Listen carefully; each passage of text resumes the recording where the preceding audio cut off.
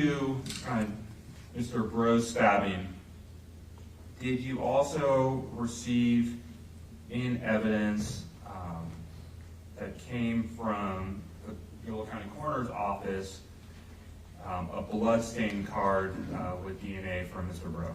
Yes. What did you do with that? It was submitted to the SAC lab as well.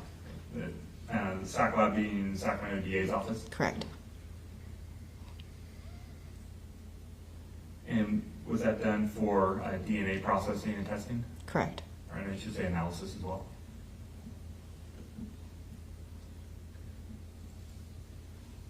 Now I want to move to the stabbing that took place on April 29th, 2023 with where Karim Najm was stabbed. Did you process evidence in that case, receive it, and send it out to labs as well for testing and analysis? Yes.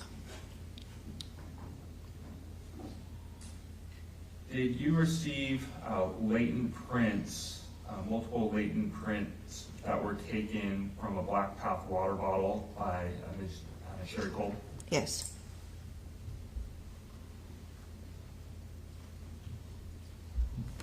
And what did you do with those prints? Those were submitted to ALPS DOJ. When you say ALPS DOJ, is that ALPS? Yes. What is ALPS? It's an automated latent print program or services.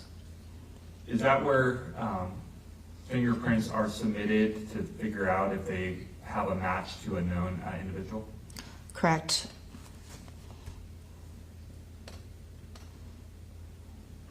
And did you receive a report back analyzing those prints from a latent print analyst by the name of, I believe it's pronounced Tu Yang, T-O-U, last of Yang?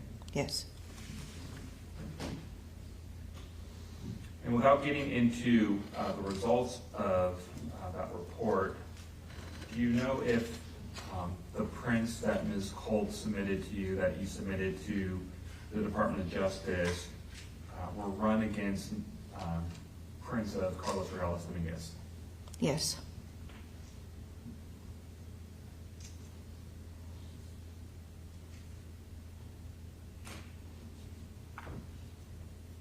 Now moving to the stabbing of Ms. Kimberlee Guillory on May 1st, 2023.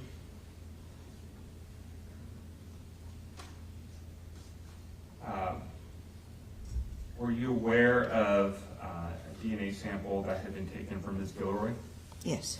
How were you aware of that? It was booked into evidence, a buccal swab. And I should ask, what's a buccal swab? Kind of layman's terms, it's basically where you take a Q-tip with an extended handle on it and you swab an individual's mouth. And that to obtain the DNA for processing and analysis? Correct.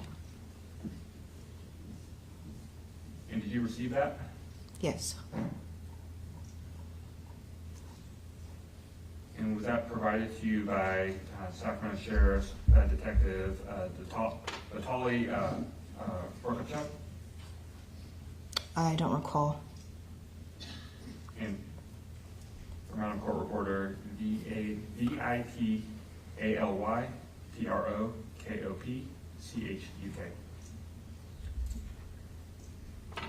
Did you eventually receive an analysis report? Actually, I should strike that. What lab did that go to? That went to DOJ, Department of Justice. And did you eventually receive reports with analysis of Ms. Guillory's DNA? Yes. Now, you're aware that on May 3rd of 2023, Mr. Carlos Reales Dominguez was located and arrested? Yes.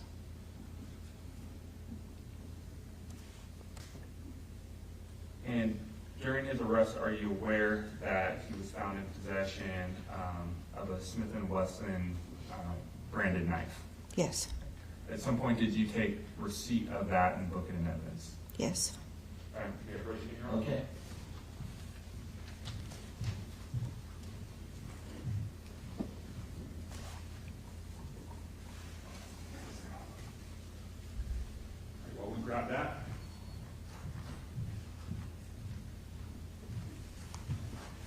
did you do with that knife when you received the evidence? It was taken to Department of Justice for processing. And was that for DNA processing? Yes.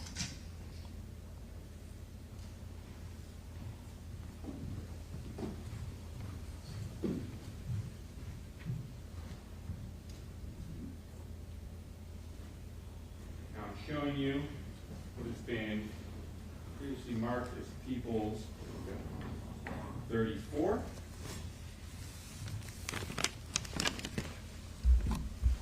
And do you recognize that? Yes. How do you recognize it? So the label that is on it that says Davis Police Department, it's labeled 23-1983. 1983 is the case number, and 97 is the item number. And that is actually, when I receive evidence in, everything gets tagged with a label. Is your name and badge number that you had at Davis Police on there? It's not, because I just print the label. It actually has Officer Torres's name and badge number. And so, are you familiar with the contents of that box? Yes. We might go through that.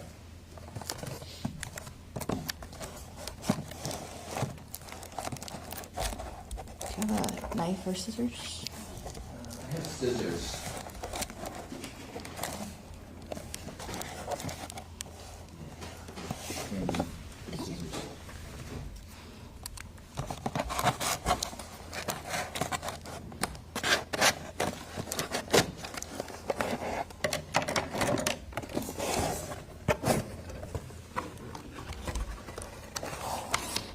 And what's inside? That is a Smith & Wesson knife. Is that the knife that you received in the evidence and then sent off to Department of Justice for, or excuse me, sent off to the lab for testing? Yes. And which lab did that go to? DOJ.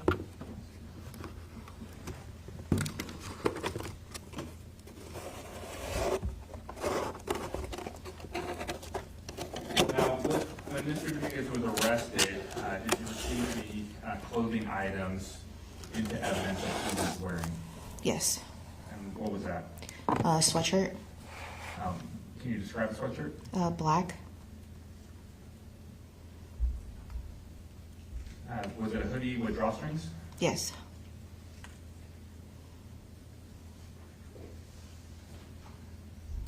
And what did you do with that sweatshirt? It was sent to DOJ for processing for DNA.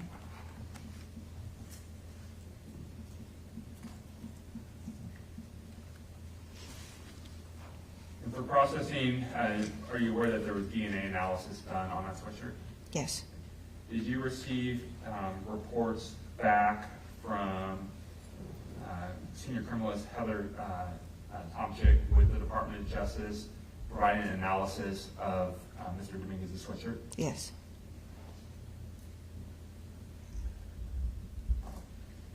And I should ask, whenever you received a report back from the Department of Justice for a piece of evidence that you handled and sent off for analysis, did you review it to confirm that the proper piece of evidence was in fact analyzed and reviewed?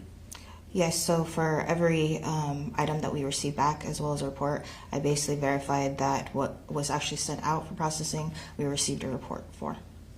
And also that you received the piece of evidence back into your custody? Correct.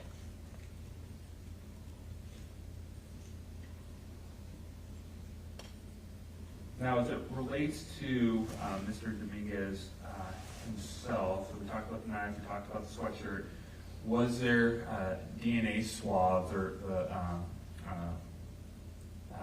buccal swabs that we talked about that were done earlier? Do you know if ones were taken from him? Yes, so for when I submitted the evidence for the knife as well as his clothing, a buccal swab from him was submitted as well for comparison. When you say for comparison, what do you mean? So basically, when an analyst processes a piece of property, they will take a known sample to compare against whatever DNA is on the particular item. And so is that the way to determine whether or not the DNA is linked to that individual? Correct. So where were Mr. Dominguez's DNA swab sent? To DOJ, Department of Justice. Were any of them sent to the Sacramento County DA's office? Not that I recall.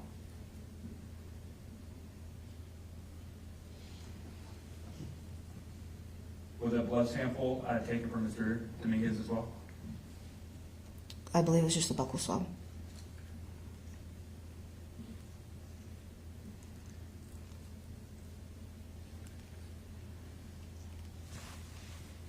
Was there, looking at 762 Hawthorne Lane, is that an address you're familiar with in the city of Davis?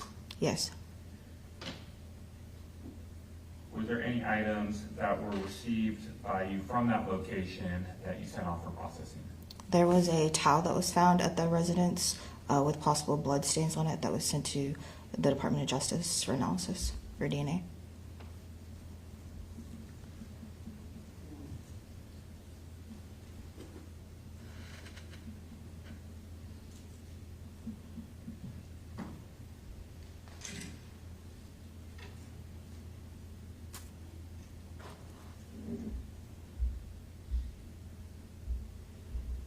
Last piece of evidence I want to talk about, to your recollection, did the Sacramento County DA's office crime lab do an analysis or a toxicology analysis of Mr. Dominguez's blood? Yes. Sample? I'm sorry, Mr. Answer. Sorry, yes. And was that a report that you had received from Sacramento County DA's office? Yes. Thank you. No further questions. Okay, thank you. More, Mr. Hudson, any questions? Yes. Good morning. Good morning. You did not participate in the search of the Hawthorne residence. Correct. You did not review any photographs of the Hawthorne residence. No. Except the items that were given to you, you didn't observe any evidence that was seized at the Hawthorne residence. No. You said you were given a towel with possible blood and directed to send that off for analysis. Correct. Who gave you that towel? It was booked into evidence, meaning it was most likely submitted in a pass-through locker, and then I received the evidence. In a pass-through locker, evidence locker. Who directed you to test the towel? So that was a kind of a sit-down meeting that we had with the DA's office as well as administrators from my department and investigations. If there were other items found at the Hawthorne residence that had suspected blood on them, that is someone else's job to give them to you to submit for testing, correct? To request them to be tested, correct. And the only item that you were requested to test from the Hawthorne residence was the towel. Yes, I believe so. Anyone asked you to test any other items found at the Hawthorne residence? Not that I recall. Did you ever go through the photos from Hawthorne to see if there were other items with suspected blood that should be tested? No. Did you ever go through all the items booked into evidence to determine if there was other items with suspected blood that should be tested? Yes, we had a sit-down meeting to discuss possible additional items that could be sent. I did want to mention that so DOJ will usually limit the number of items that are sent from a particular case, and that limit is usually 6 items.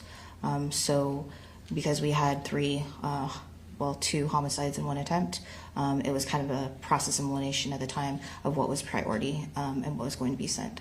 Did anyone show you photos from the Hawthorne residence of other items with suspected blood other than the towel? No. This sit-down, where it was decided that only the towel would be tested, who was present at that sit-down? I believe it was Lieutenant Munoz, What is his first name or her first name? Lieutenant Mike Munoz, Okay. Munoz. Who else? I don't recall off the top of my head. I want to say Sergeant Bestfitch. Janelle. And is Sergeant Veskovich in court today? Yes. She's seated behind me. Yes. Who else was present at this? Officer Torres. Off towards this first Alex. And those are the only ones that I recall. To your knowledge, had Officer Torres and Sergeant Veskovich and Tim Munoz, had they participated in the search at the Hawthorne residence? Not to my knowledge. Is it possible they did and you just weren't aware of that? Correct. I have nothing further. Thank you, Your Honor. Thank you, counsel. That was cross. Mr. DeMar, any redirect? Yeah. Okay, Ms. Louise, thank you for your testimony. I really appreciate it. Have a great day. Thank you, you too. Thanks. Did I mispronounce that? Is it Lewis? Lewis. Yeah. Lewis, I'm It's really okay. sorry. Yeah, No worries. I double checked on that. Thank Have a great day. Do you want the tag? Mighty enough? Yeah, I'll take the scissors. Right, yeah, thanks. And we'll pick the exhibit, deputy, and return it to the clerk's table. So then, Mr. Hutchinson, you're ready to continue cross at Shannon Hall?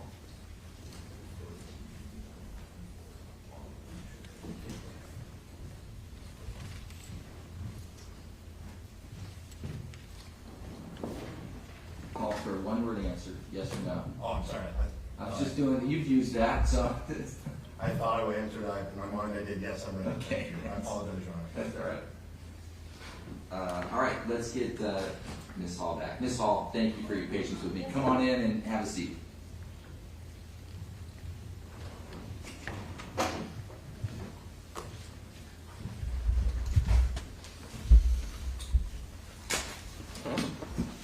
Okay, when we left off, we had just started cross. So, Mr. Hutchinson, we're back with you. Yes. Good morning, Ms. Hall. Thank you for waiting. Of course. So you are at the scene taking photographs? Yes. Just a moment. Now there's a picture up on the screen. Yes. She's already laid the foundation for it. Okay, all right, go ahead. What I'm showing you right now, People's Exhibit 24, photo ending 570. This is one of the photographs you took. Yes. In addition to yourself, did Officer Torres also take photographs at the time? I don't know. Do you recall anyone else taking photographs at the scene other than you?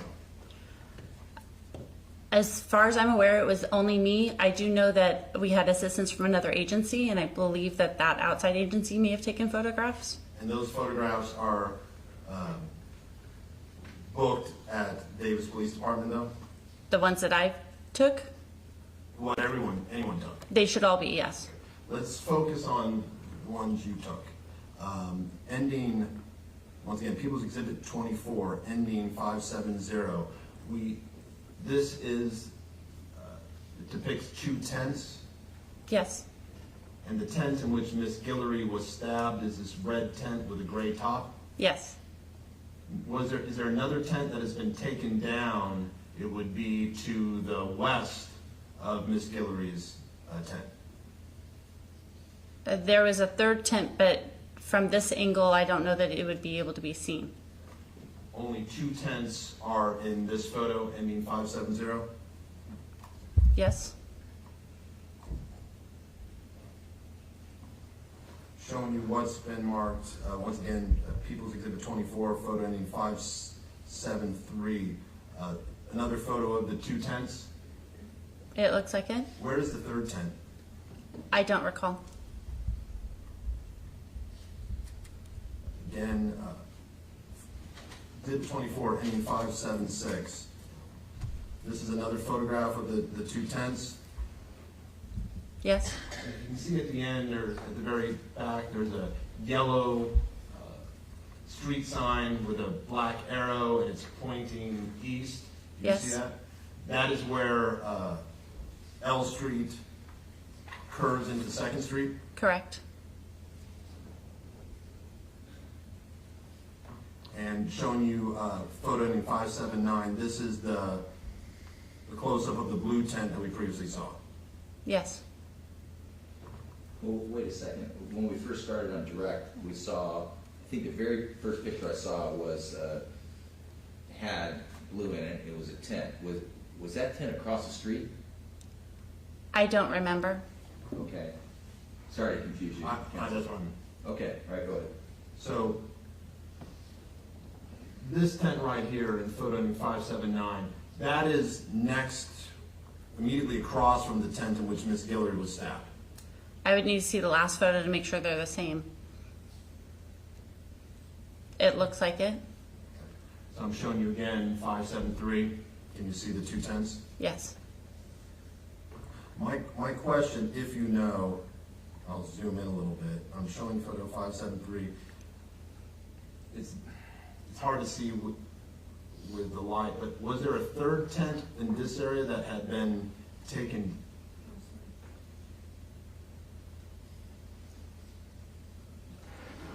Was there a third tent over in this area that had been taken down? I don't remember. So I'm going now to photo ending 603. This is now facing north on L Street. Okay. Well, do you recognize it as facing? Yes. And now you're taking photographs of the sidewalk, and this is the sidewalk that is, you're standing in the same location. Now I guess you're facing northwest. Correct. Here's another photo of the sidewalk. Now you are facing west. Mm-hmm. Yes. Photo ending 612. This is another photograph of the sidewalk. And then photo ending 615. This is another photograph of the sidewalk, correct? Yes. Do you see this building up here in the top left corner? Yes. Are you familiar with that building? I am not. Is it an apartment complex? Do you know if it's an apartment complex? I don't know. Showing what's been marked, photo ending 618. This shows the corner of 2nd and L. Yes. Photo ending 621, again, the corner of 2nd and L. Yes. And now I'm going to show you photo 654. This, now you're standing on the corner of 2nd and L, facing north, looking down L Street. Yes. Now I'm showing you photo ending 663. At this point, you are standing still at the corner of 2nd and L, looking west at the area behind the PG&E station. Yes. And again, you see these buildings over here. Yes. But you don't recognize. Now I do. Are those an apartment complex? Yes. Are those the Ryder apartments? Yes. 1133 Olive. And Olive Drive is on the other side of the apartment complex that we see right here. It would be Correct. on the South side. south side. Yes. And there's a fence that separates the Ryder apartments from the railroad tracks. Yes. If you know, is there a gate that people use to go through, if you know? I'm not aware of a gate. You're aware of a part where the fence is open where people can pass Occasionally, I believe it's open and closed, depending on repairs. Now I'm showing you what's been marked defense exhibit, People's Exhibit 24666. Once again, we're looking at the area behind the PG&E substation, and if I zoom in, you see a pile of gravel toward the end. Mm-hmm. Yes. And there's another object there from this photo. Can you recognize what it is? I do not. All right.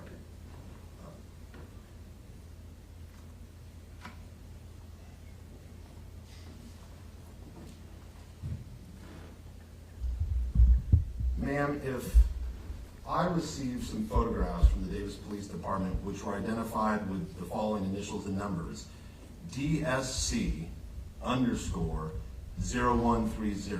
Who would have taken that photo? I believe we would have to look at the rest of the log to understand how it was logged in. I'm going to show you some photos. It's Defense Exhibit E, okay? And they're going to be labeled E1 through E5, but then it's also going to include the number that it had when it was booked in the Davis Police Department. Let me know if you recognize them, okay?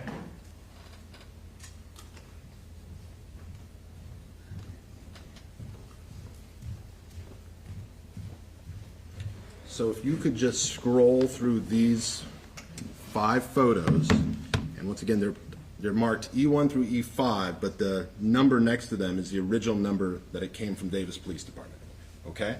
So Okay. see if you recognize that. How do I scroll? Right side of the photo, there should be a little arrow pop up. There's not. Right there, if you get the mouse over there. it Oh, pops up. over there. Okay.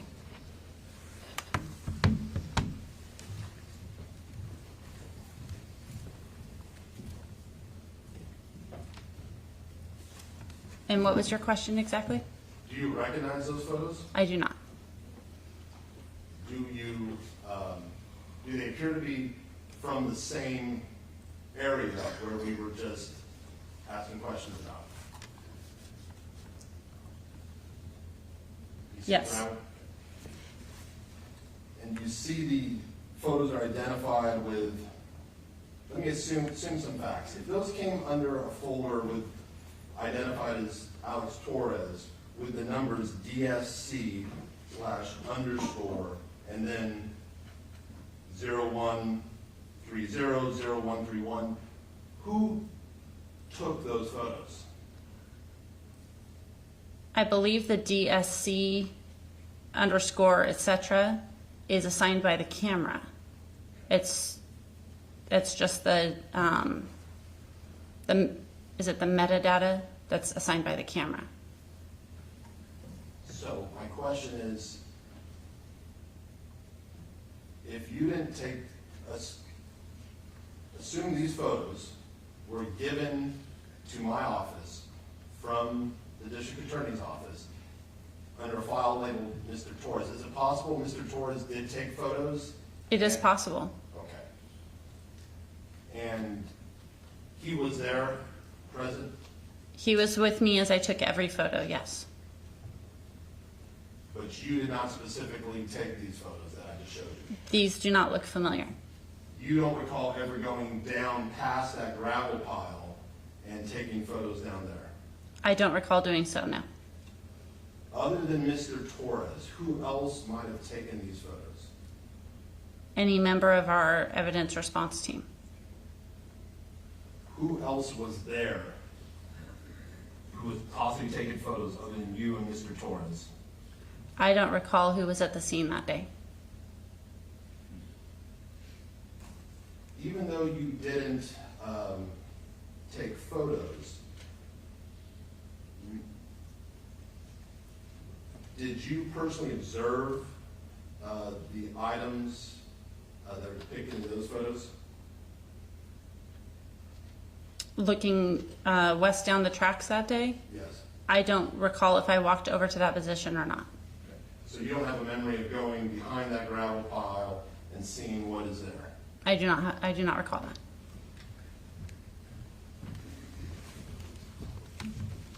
But either Mr. Torres or some other member of the evidence response team may have gone down there and taken some additional photos? Yes.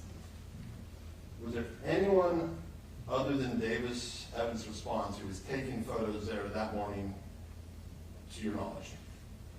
We had assistance from an outside agency and their evidence team, and it would make sense to me that they had taken them, but I don't know that for sure. Who was the outside agency that was helping?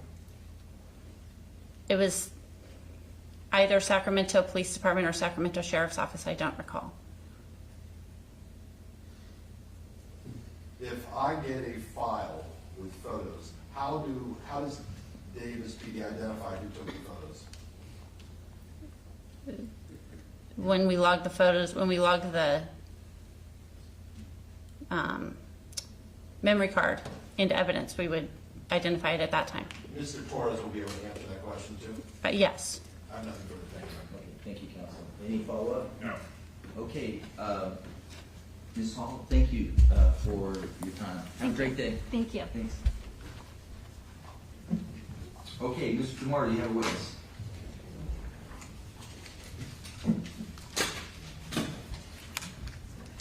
Call, I think Chesman. Okay, let's get Chesman.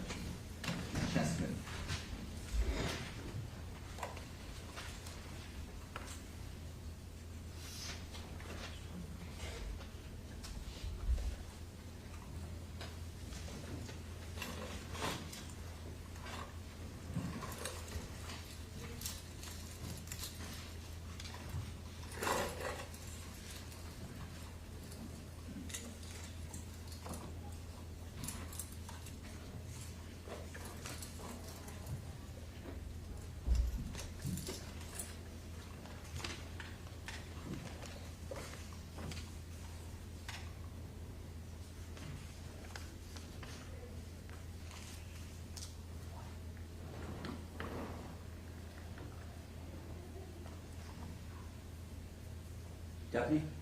He is not up here. Apparently he went to grab something to drink.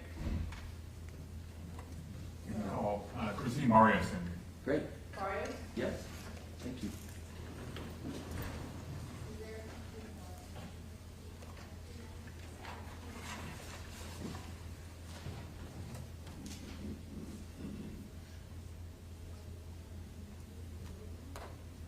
You have a match. Good morning.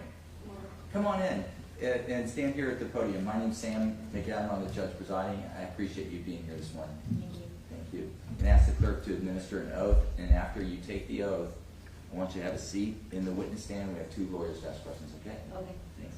Please raise your right hand. You do solemnly swear the truth about to give in the cause not been before the court to be the truth, the whole truth, and nothing but the truth? Yes. Thank you. Please be seated.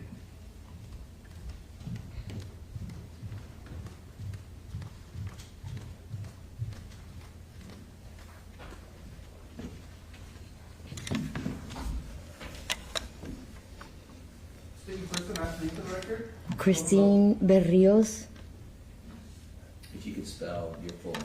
Christine, Chrisistine, Berios, B as in boy, Errios. Okay, thank you. So, Mr. Vanderhook, direct exam. Where do you live? I am presently live in West Sacramento. And are you currently housed? Yes. And were you housed in April and May of 2023? No. What was your housing situation like back then? We, my partner and I were on the streets, so we were camping in Davis. We'd camp anywhere between Central Park, City Hall, and the PG&E building. Okay. And how long were you unhoused for? For about 2.5 years. And when did you get back into housing? A little less than a year ago in September. So I want to talk about what's going on in April and May of 2023. You said you were with your partner. Who's that? Isaac Chesman. And is he still your partner? Yes, we're married.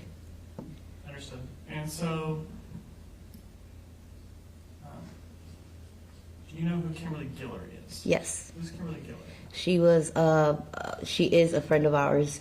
We are mutually homeless in Davis. Okay. And we're gonna talk about something that may have happened with Kimberlee, but first I want to just ask a few preliminary questions. Have we ever met before? No. Have you ever met with Mr. DeMora before? No.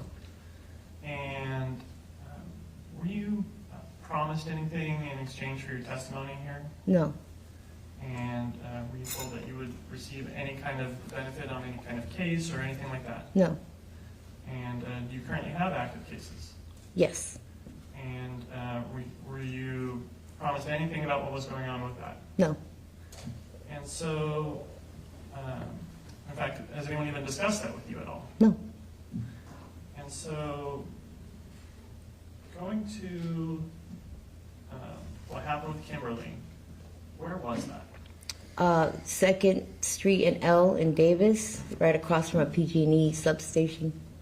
Okay, and what was your housing situation like then? Like I mentioned earlier, we were homeless, so we'd find spots and open up our tent and belongings, and then we'd have everything wrapped up before 7 a.m. in the morning.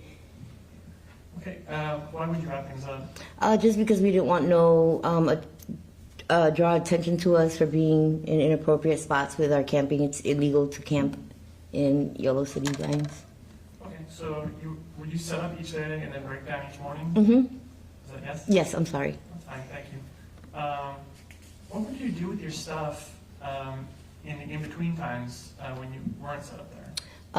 There was a place called Respite on 530 L Street. I don't know what it's called now. It's like a day shelter where we could go and leave our belongings, shower, eat, wash clothes, or simply just rest. And they'd be open until about 2, so we'd have like business hours from 8 to 2. We'd be safe in there, and then after that we'd have to go out and fend for ourselves. Okay, and so they close at 2 p.m. then? I believe so, 2 or 3. I don't remember the time specifically. Understood.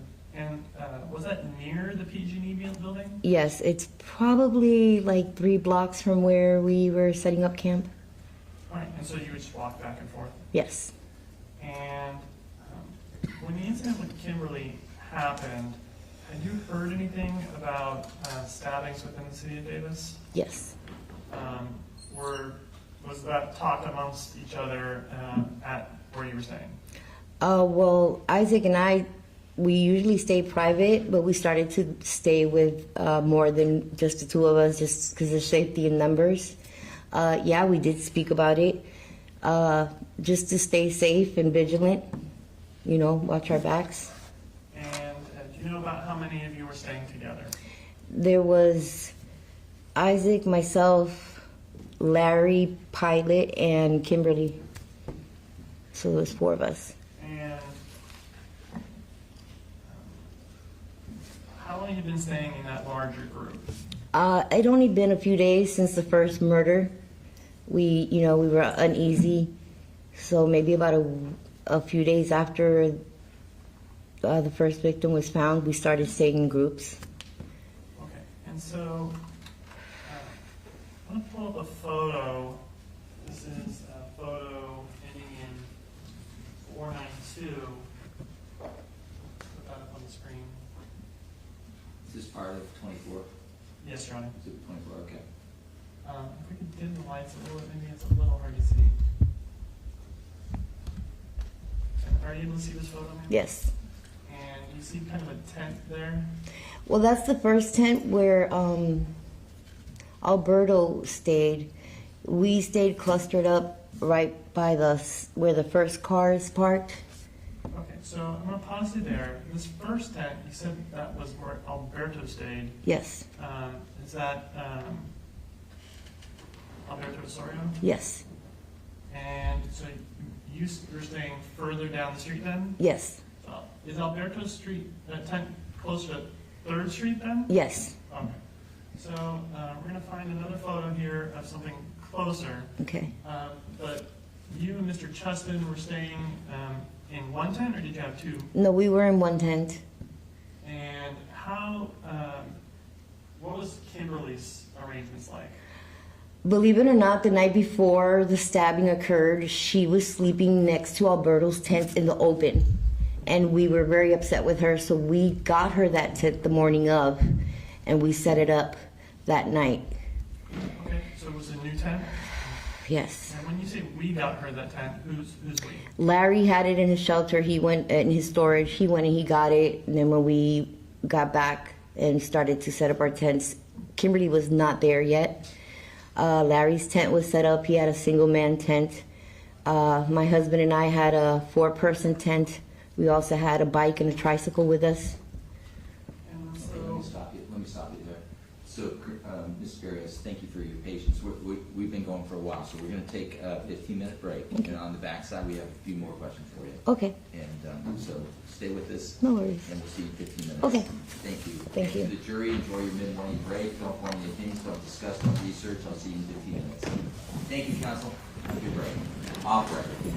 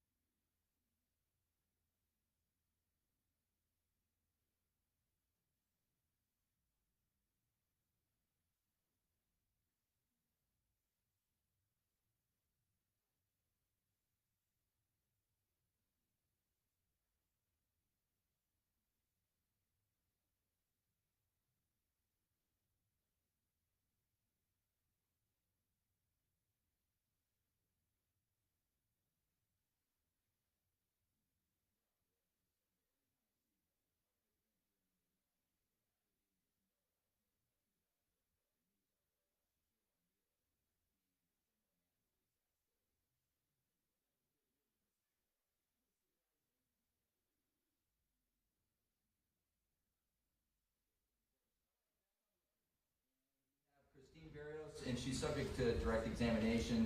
And Mr. Vanderhook, your witness. Thank you. And so we were talking about Kimberlee and where what her setup was like, and we were talking about how she had been provided a tent to stay in. Mm-hmm. Yes.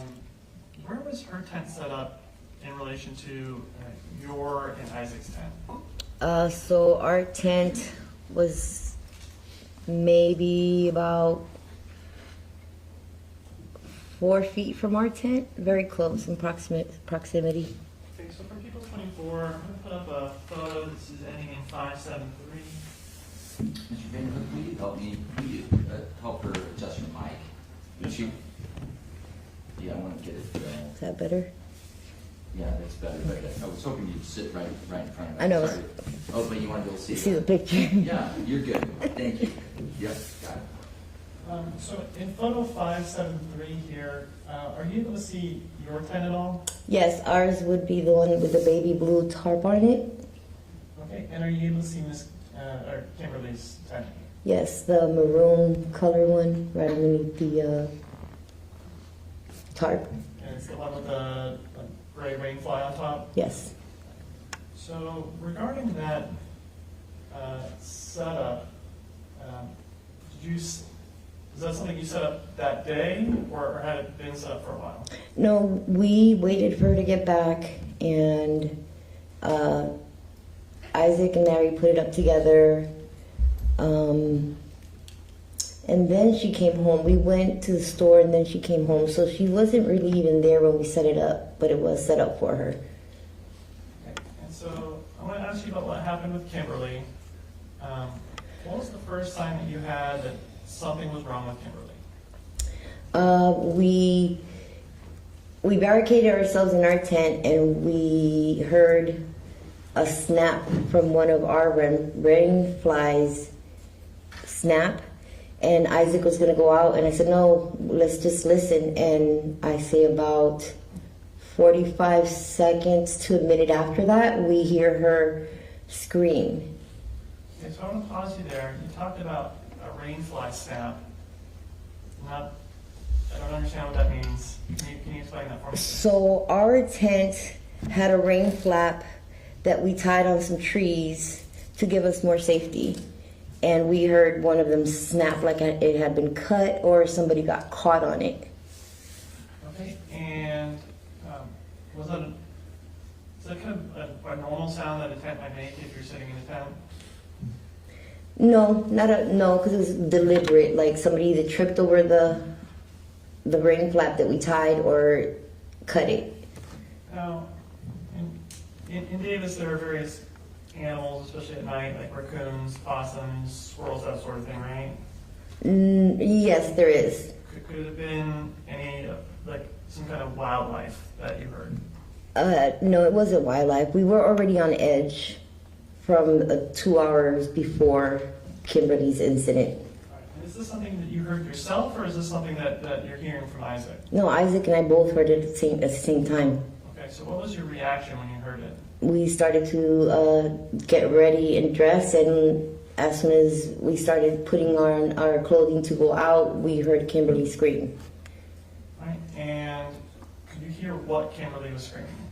She said, help, help, he's punching me, the kid with curly hair is punching me. And what happened next? Isaac came out first. He bumped into Larry. Protection Foundation. Sustained. So, for this question, I'm just asking, what did you see, what did you hear, right? Not stuff that you heard from other people. Okay. So based on what you saw and what you heard, what happened next? It might be helpful to know where she's at too, so just a little bit more foundation. Okay, thank you, Your Honor. So, you're hearing Kimberlee yelling. Where are you when you're hearing Kimberlee yell? Probably on my knees getting ready to crawl out of the tent. Isaac had just gotten out the tent. Okay, and so you're about to get out of the tent. Isaac's just gotten out of the tent. You hear yelling. What happens next? Isaac and Larry I came out of the tent, and to my right, I saw Isaac and Larry, and then we saw Kimberlee. The tent was sliced open, and we told her to call 911. Then she turned around, and Isaac said, "Kimberlee, you're bleeding." And So I'm going to pause you there because I want to understand this a little better. We see the photo up on the screen of your tent. mhm. There should be like a laser pointer there with you with a button on it. What I want to know is on what side of the tent is like the entrance for people to get in and out of the tent? Right here is our entrance. Okay, so kind of facing the chair that's there in the photo. Yes. And what kind of mechanism is it? Is it like snaps or zipper? It's a zipper. And before you heard the screaming, or before you heard the rain fly sound, was it zipped shut? Yes. Okay, when was it zipped open? When after Kimberlee screamed and Isaac left the tent. And so when Kimberlee first started screaming, Mhm. was the zipper still closed? Yes. Okay, and so then Kimberlee screaming, the zipper opens and Isaac comes out. Yes. And so when you came out of the tent, Mhm. I just want to know, where were the people that you could see? When I came out of the tent, I turned to my right, and Kimberlee was inside her tent. Isaac and Larry were in front of her tent. Okay, what were Isaac and Larry doing? Isaac had just punched Larry, mistaking him for the person, so they were just getting their groundings, because I believe Larry was sleeping, and so he just got woken up to it. All right, so Isaac and Larry were then grappling with each other. Yes. Okay. And was there a person who you thought might be the person who harmed Kimberlee? Did you see anybody like that? No. And so were you able to see what direction anyone went or anything like that? As far as a potential suspect? No.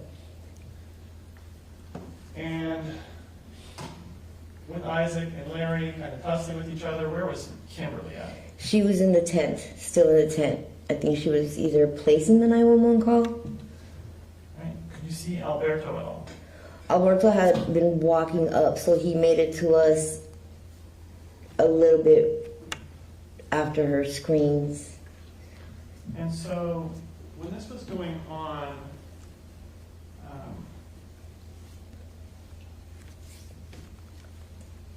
could you tell if Kimberlee was calling 911? To be honest, sir, I don't remember. I know that we were just asking her where her dog was, telling her to sit down, and then we saw that she was bleeding. So I think she was on the phone, but I'm not sure. Okay. Did you ever get on the phone with 911? I might have. Okay. If I played you a short section of a call, would you be able to tell if you could hear your voice at all? Yes, of course. We could do it in a 402. Is it, It's not admissible. we haven't played this? You know what, I'm gonna just allow it and then instruct the jury to disregard it. It's just, how many words are we gonna hear? I'm not going to play it to the whole room. I'm going to pull up the audio and I'm going Don't just play it to her, do you have headphones or something like that? to. Okay, you should do it with headphones. I still have an objection. Okay, that's fine. That's fine. Okay, great. Give me a second, folks. Feel free to stand up and stretch. Thank you, counsel. There's an objection. Off the record.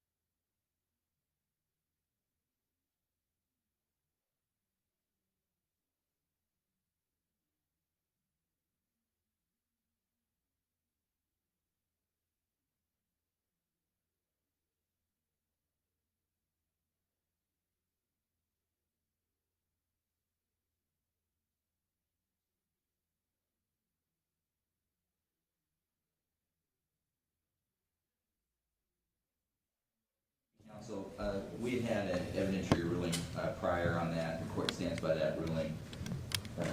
And so we're back. And thank you for your patience, counsel. So continue, Director. So, I think we're at the point where you're outside your tent. We have Isaac and Larry kind of tussling. Kimberlee's there. What do you perceive happens next?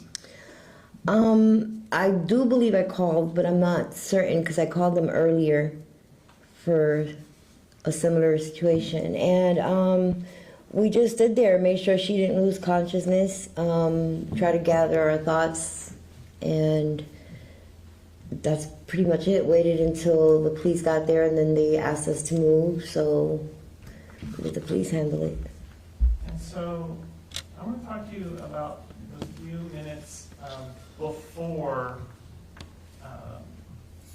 the incident with Kimberlee. And when I say a few minutes, I'm talking 15 or 10, 15, 20, 30 minutes, kind of that range. I'm not talking about way back hours before, okay? Okay. So just in that time frame, where were you, what were you doing in the time leading up to that? The time leading up to that, we were just sitting outside, gathering our thoughts. We had just had adrenaline rush, so we were waiting for ourselves to calm down. And then we just did our routine in bed, had a couple of cigarettes before we went in, and went in. We did secure the tent a lot differently that night. We put all our belongings on the border of the tent, so if anybody did try to lean in, that's why we had rain flaps tied. So there was about 3 tarps they would need to go through to get to the tent. So that's what we spent the night doing, reinforcing our tent so we could be safe. Understood.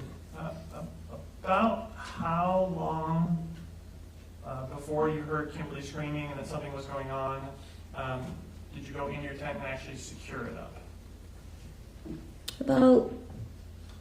I'm gonna say about 15, 20 minutes before the scream, we had just gone in and started to shut it down. So just to clarify, regarding what happened with Kimberlee, you don't have any information as far as you personally having seen that person? No. I don't have any additional questions. Okay, thank you, Mr. Vanderhook. Mr. Hutchinson, cross-examination.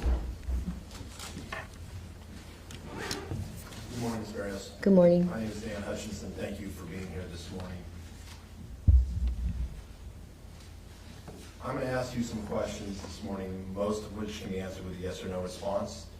If you don't know the answer or you don't remember, don't guess. Just let me know you don't know and don't remember. Yes, sir. And unless I specify, I'm only asking about what you personally observed or what you personally heard. Yes, sir. Okay. If I ask what someone else told you, I'll be specific. Yes, sir. Does that make sense? Yes. When you went into the tent for the night, if you recall, was Kimberlee in her tent at that time, or had she still not arrived back at camp? She had just arrived. And when you went into the tent and closed it up, your husband, Isaac Chesman, was with you. Yes. You described having an incident earlier that evening when you had called the police. Yes. And you mentioned had an adrenaline rush earlier that evening. Is that what you were referring to? Yes. I'd like to ask you about this earlier incident, but once again, unless I specify, I want to know what you saw here. Okay. Did this earlier incident happen about 9 or 9:30 that evening? I believe so. Did you see someone walking past your camp? Did Yes. you personally observe? Yes. Did this person have curly hair? Shoulder length, yes. Shoulder length curly hair. About. Was this person walking south on L Street towards the railroad tracks or north on L Street? Towards the railroad tracks. And dark, curly, shoulder length hair. Mm-hmm. Did you observed this individual doing something that you thought was suspicious? My husband noticed it first. I'm not asking what your husband Okay, told you. no. Okay. Your husband drew your attention to this individual? Yes. When you saw this individual, what was he doing? Walking back and forth between, in front of where we stayed, PG&E had trees, individual trees and boxes. So he's walking back and forth between tree to tree. And is that on the other side of L Street from where you were? Across the street from us, yes. And your husband pointed this individual out to you? He pulled it out to himself because he yelled at him. And did he yell at him something to the effect of, "You look like the stabber," or something to that effect? Yes. And that must have caused you some great concern when you heard your husband yell, "He looks like the stabber." Yes.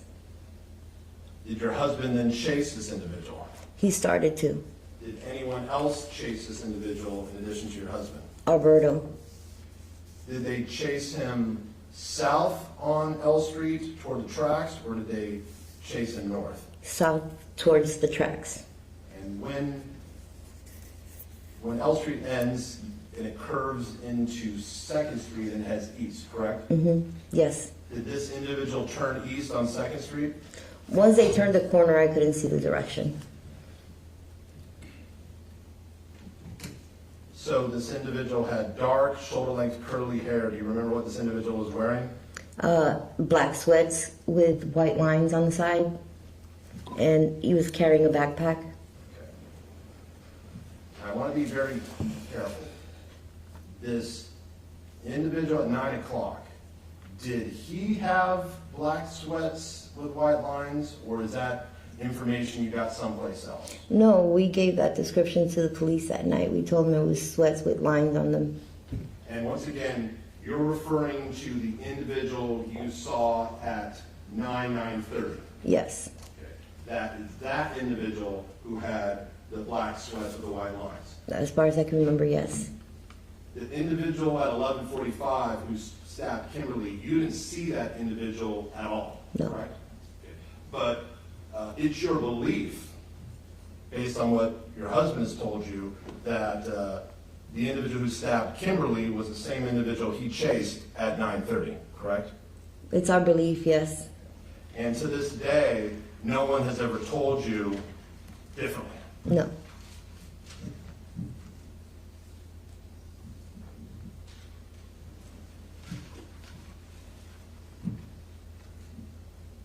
So once they turned the corner and your husband was chasing this individual, you couldn't see what happened? No. And then your husband and Alberto walked back? Yeah, they came back.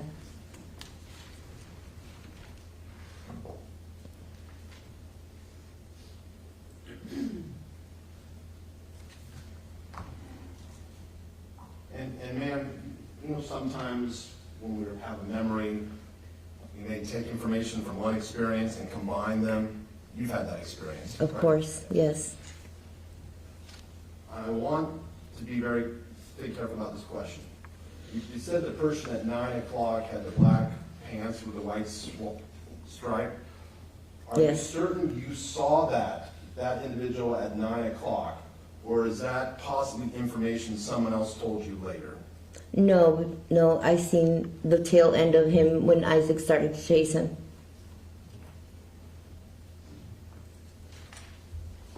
Did Davis police ever come and tell you that they identified the guy that Isaac and Alberto chased? No.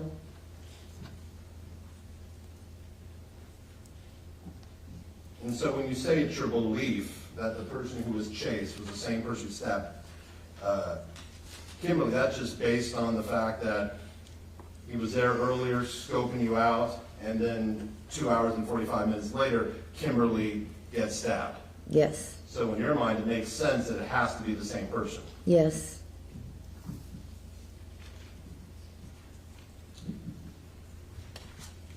Hold on one second.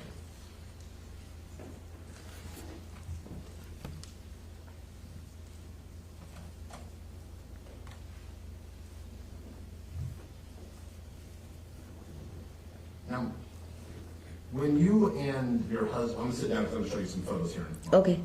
When you and your husband went to bed, I'm not asking this to embarrass you, but it is irrelevant. Was your husband naked when he was sleeping in the tent after you went to bed? Yes. So he was, and by naked, was he wearing any clothing at all? Just his socks. And once again, I apologize, I don't want to embarrass you, but were you naked as well? Yes. So not wearing any clothing? Right. So when you two first heard Kimberlee's screams, you and your husband were both naked in your tent? Yep, my husband went out naked and I stayed behind getting dressed, absolutely. So when your husband ran out the door, ran out the tent, he was completely naked? Completely naked with his socks. But you didn't exit until you put some clothes on? Correct.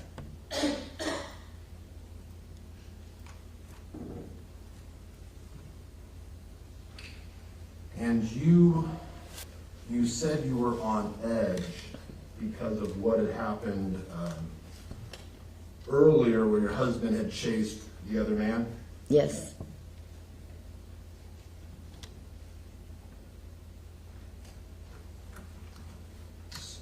So when Kimberlee screamed, you and your husband were, neither of you were asleep at that moment? No. I'm going to pull up some videos.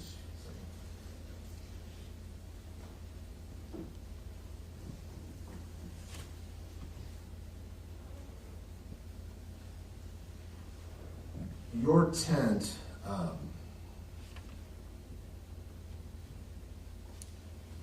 we can pull it up.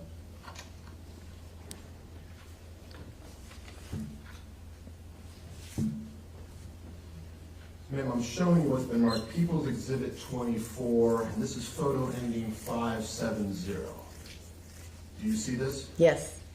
And this is your blue temp? Yes.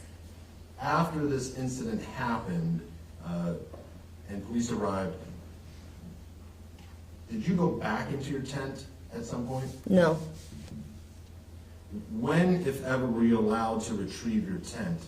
I think it was about 18 to 24 hours later, like a day and a half. So in this photo, 570, we see to the left, we see a red and gray tent with a portion that's open. That's Kimberlee's tent. Yes. And the north wall of that tent, that is the portion that had been cut. Yes. Showing you, and this blue, it appears to be a darker blue tent covered in a lighter blue tarp. Yes. That is the tent you shared with your husband. Yes. And the entrance to that tent, Is right there, where the pointer is. so it's facing east. Yes. And you can't see the entrance because there was a tarp covering it. That is correct. You said you heard a strap to the tarp snap or made a sound. Yes. Which tarp, what cord were you referring to? Where was it? So as you can tell, it has a blue tarp, but on top of that, I had another tarp because we had put 3 tarps. We did not want to be hurt. So one of the elastic tent poles strings that we used is what snapped. Okay, let me zoom in this. Probably the one that was closest to the chair in the tree, so it was diagonal from the corner of the tent to the tree on the ground. So by tree, are you referring to this little tree Yes. over here? Yes. Okay, and if I zoom in, there appears to be, you can't see right here, but is it tied around the tree? Yeah, it should have been tied on 4 different trees. Okay, but where does that lead to? That was just holding the tarps up. So it should be tied to the tarp? Yes.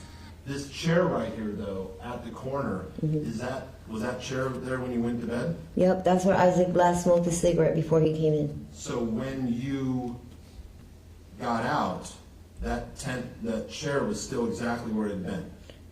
As far as I can tell, yes. And you heard a sound of, let me just So the distance between your tent and this tree where it seems like it's less than 2 feet. Less, yes. You did not hear anybody walking around 2 feet from your tent. No, You just heard the sound of, the snap. so the distance was only from the tree to where it was connected with the tarp was only probably less Then than. a foot, yeah, yes. And, man, you had lived in tents for some time at that point in your life. Yes, And you know, when you're awake in a tent and there's someone walking right by your tent, Mm-hmm. you can usually hear the footsteps of someone right by your tent. on a normal day, yes, you can. And you were on edge at this point. Yes, So don't you think if some individual was walking just 2 or 3 feet or within 2 feet of your tent while you and your husband are in bed, you would have heard that? you would think that, but we did not hear anything but the snapping. Yep. So you heard the snapping, but you did not hear any footsteps around your tent. No, sir. And then you said you just waited there, and you said about 45 seconds later, you heard the scream? Yes. You got to keep in mind, Kimberlee also had a dog, and there was no barking, so it was just that type of silence and eeriness. So during that 45 seconds, you don't recall hearing anything? Just a snap, and then we both looked at each other. Then Kimberlee screamed, and he went right out the tent.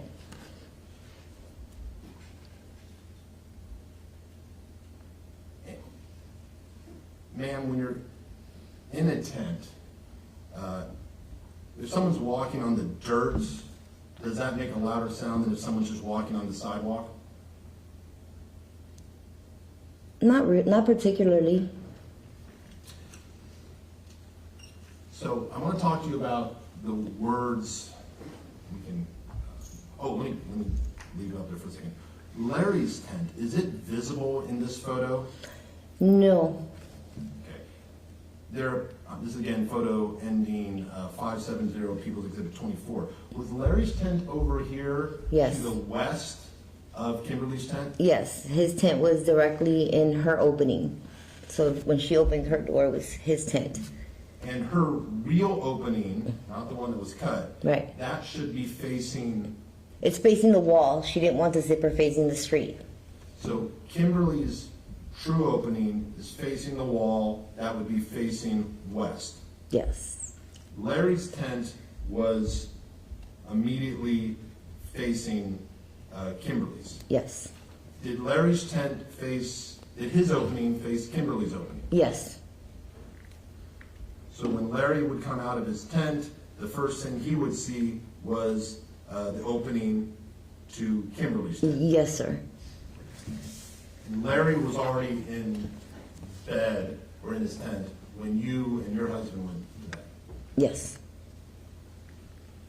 So when you heard Kimberlee's screams, you said she said, "Help, help, the kid with curly hair is here." Yes. To the best of your memory, what specific words do you remember her saying that you heard? I just got punched and by the kid who has curly hair, Let me ask you. if I'm not mistaken. And the kid with curly hair, you understood that to be the person your husband and Alberto had chased about 2.5 hours earlier. Well, no.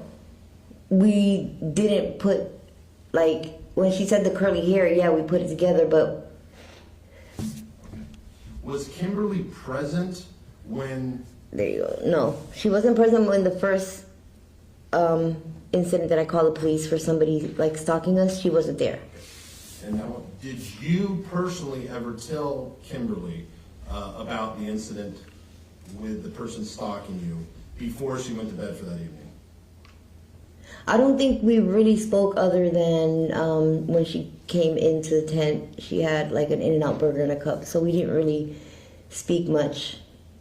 Did anyone tell her, based on you overhearing it, about the incident earlier when Alberto and your husband had chased the individual with the curly hair? I think Alberto and Isaac might have been still talking about it. So it's possible Alberto and Isaac were talking about it before Kimberlee went to bed. Yes. But there's no question in your mind that Kimberlee personally was not present when they chased that man. Oh, she was not there at all. Now, you described when you, after you put on clothes, you got out and the first person you observed was, or the first people you observed were your husband and Larry. Mm-hmm. Yes. And they were in some sort of physical tussle? Larry had a one-man tent, so when he stood up, he kind of trapped himself in the tent. So he was fighting with the zipper. As you can imagine, Isaac comes out in the dark, thought that that was the person that was attacking Kimberlee, but then it took them a couple minutes. I think Isaac might have punched him, and he said, whoa, whoa, it's me, Larry. Let me ask you And that's when I came out. How did you know Larry was struggling with the tent? Were you able to hear that? Were you able to Yes, see I could hear the scuffling of the tent, and then when I came out, that's what I saw. So you could hear, it's the sound of someone trying to get out of a tent real fast in the dark? Yes, yes.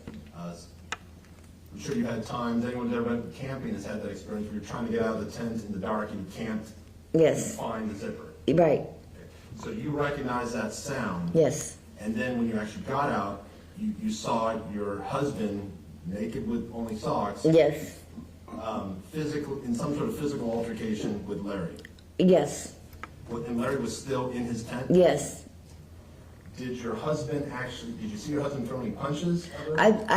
I think he only landed one, and then Larry screamed and said it was him. So then it was just helping him get out the tent. And it was at that point when your husband and Larry realized, well, when your husband realized it was Larry, Right. and Larry got out of the tent, that's when your attention was drawn to Kimberlee. Yes. And she had said she would have been punched. She was talking. She said, "Oh, I was looking at my phone, and all of a sudden I just hear my tent rip, and I start getting punched." Okay. It was, so initially, at least you thought she'd been punched. Yes. And at some point she stood up and either Isaac or you noticed blood. Yeah, she turned around because we said, "What happened to your dog? He didn't bark." And she turned around to look at him, and that's when we saw the blood gushing. And that's when you said we need to call 911. Yes. So when you got out of the tent, the only three individuals you personally observed was your husband and Larry and Kimberlee. Yes. You did not observe anybody else. No. Thank you, ma'am. Okay, thank you, Mr. Hutchinson and Mr. Vanderhook. Any redirect? No, Your Honor. Okay, Ms. Berios, I appreciate your testimony. Thank you. Have a great day. You as well. Thank you. Okay, Mr. Gamora. You call Isaac Chesman. Okay, thank you.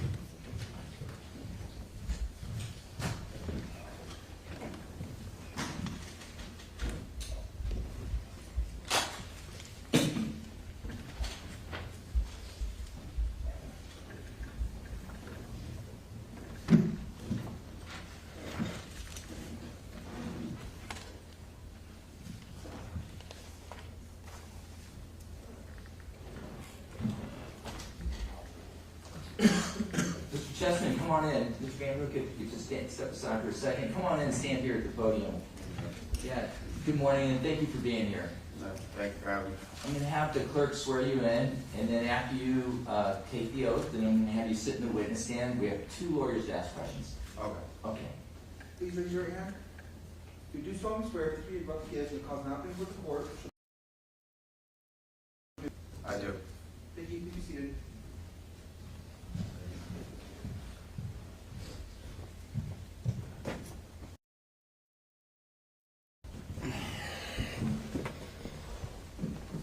Take your first and last name for the record. And spell them both. Isaac Chesman, ISAACCHEESSMAN. Okay, thank you, sir. So, Mr. Vanderhook, direct example. Thank you, Your Honor. Good morning, sir. Good morning. Whereabouts, not the exact address, but whereabouts are you living these days? Right now, I live in West Sac. Are you currently housed? Yes, I'm off the streets. Yeah. And in April and May of 2023, were you housed then? No, I was homeless due to my family moving, as I had just gotten out of rehab from getting out of prison because I didn't have a place to go to. So they put me through rehab, and yeah. So I want to ask you a couple questions about your testimony here today. Have we met before? I don't believe so. Have you met Mr. DeMore before?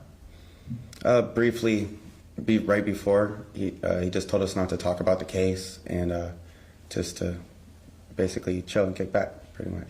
Okay, but before today, you No. haven't met him? No. And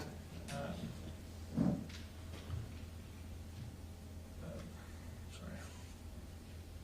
Have you been promised anything in for your testimony? No. Have you been offered leniency in any kind of case or anything like that? Absolutely not. And how did you make it from court today from West Sacramento? I have a car now. I work as a machine operator, so out here in Woodland. Okay, so you're just able to drive in? Yes. And I want to talk to you about kind of the situation that you were in April and May of 2023. How long had you been unhoused during that time? For about 4 years. And Well, going on 4 years, yeah. and you discussed coming out of prison. Had you had a substance abuse issue? Yeah, and I have struggled with it, but I have been going through this program with C2C, and I also completed Cache Creek Rehab, and I have been clean and sober for about a year and a month now. I haven't touched any drugs. Understood. Congratulations. Thank you. What substance were you struggling with? Crystal meth. And so in April and May of 2023, since that's more than a year and a month ago, were you still struggling with methamphetamine then? Yes, on and off, but yeah, on and off, to be honest. And so like at that time, end of April, beginning of May, had you heard of stabbings that were taking place within the city of Davis? Yes, so since I had heard about that happening, and I knew Compassion Dave, we actually slept right next to him a few times, but at this particular time, we realized that this was going on, so I banded together with a group of people that I think would be most vulnerable because I need them to be most safe. And so with me being willing to actually protect them, I put them all underneath my wing. So it was just me, my wife, Kimberlee, and Larry Pilot, and we banded together. I'm going to pause you. Oh, sorry. That's all good. Yeah. Thank you. You're not a professional witness. I'm not. Lawyers will focus you. Sorry. Go ahead, counsel. All right, so I want to talk about, I just want to figure out who all was staying with you. You mentioned your wife. Who's your wife? Christine. And were you staying in some kind of shelter or just out in the open? How were you sleeping? We were out in the open. We'd pitch our tent at night, take it down in the morning. Only because we didn't like being homeless, and we were working towards getting housed. I had jobs here and there, but I couldn't maintain due to my situation. And so, yeah, we'd put it up, take it down. And were you, where were you bringing your stuff when you took it down? We would take it either with us to Central Park, we'd chill for a minute, and then we'll be out of public view for a while, you know what I mean, get away from the people, or we'll just drop it off at Respite if we had an appointment, say somewhere in Sacramento or out there in Woodland.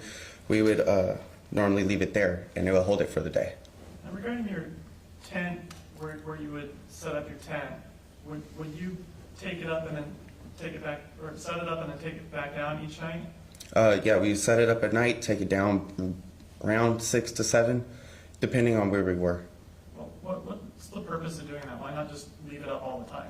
Well, we do that so we don't draw attention to ourselves, for one, and two, it kept the cops, how do I put it, more nice in a way, because if we were doing that, then it made their job easier. They didn't have to come and hit us up talking about you have to take down your tent, you know what I mean?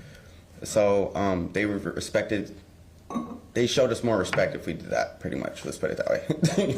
Okay, so Yeah. you were doing it to avoid problems. Yes, yes. And how long had been, where were you staying that you were setting up your tent in this? So originally we started in Central Park for like the first, 6 months, around 6 months. Then we found a spot over there underneath the overpass on Olive Drive. There's a bridge that goes over the highway, and we stayed there for a while. And then this stuff started happening, so we banded some people together and we moved over by the electric company. So how long had you been staying at the electric company when the incident with Kimberlee happened? Only like a couple of days. And when you say that you banded together, before you heard about stabbings, how many people would you stay with? Oh, we were on our own. 'Cause since I was in a relationship, we didn't really like being next to people because we were in a relationship, and that's all, pretty much. So when you say we were on our own, are you referring to just you and Ms. Berios? Yes. And how long was that going on? That was going on for about the first 6 months, like chilling, and then a few people saw how we were setting up and taking down and how we kept our spot clean. So a lot of people were asking us to move next to them, but we kept on holding off for a while. And then, yeah. And did you normally stay in a tent? Yeah, well, first starting out, no. We'd make a pallet on the ground. We didn't have a tent starting out. Okay. At the end of April, beginning of May of 2023, though, did you have a tent then? Yes. I'm going to put up a photo on the screen.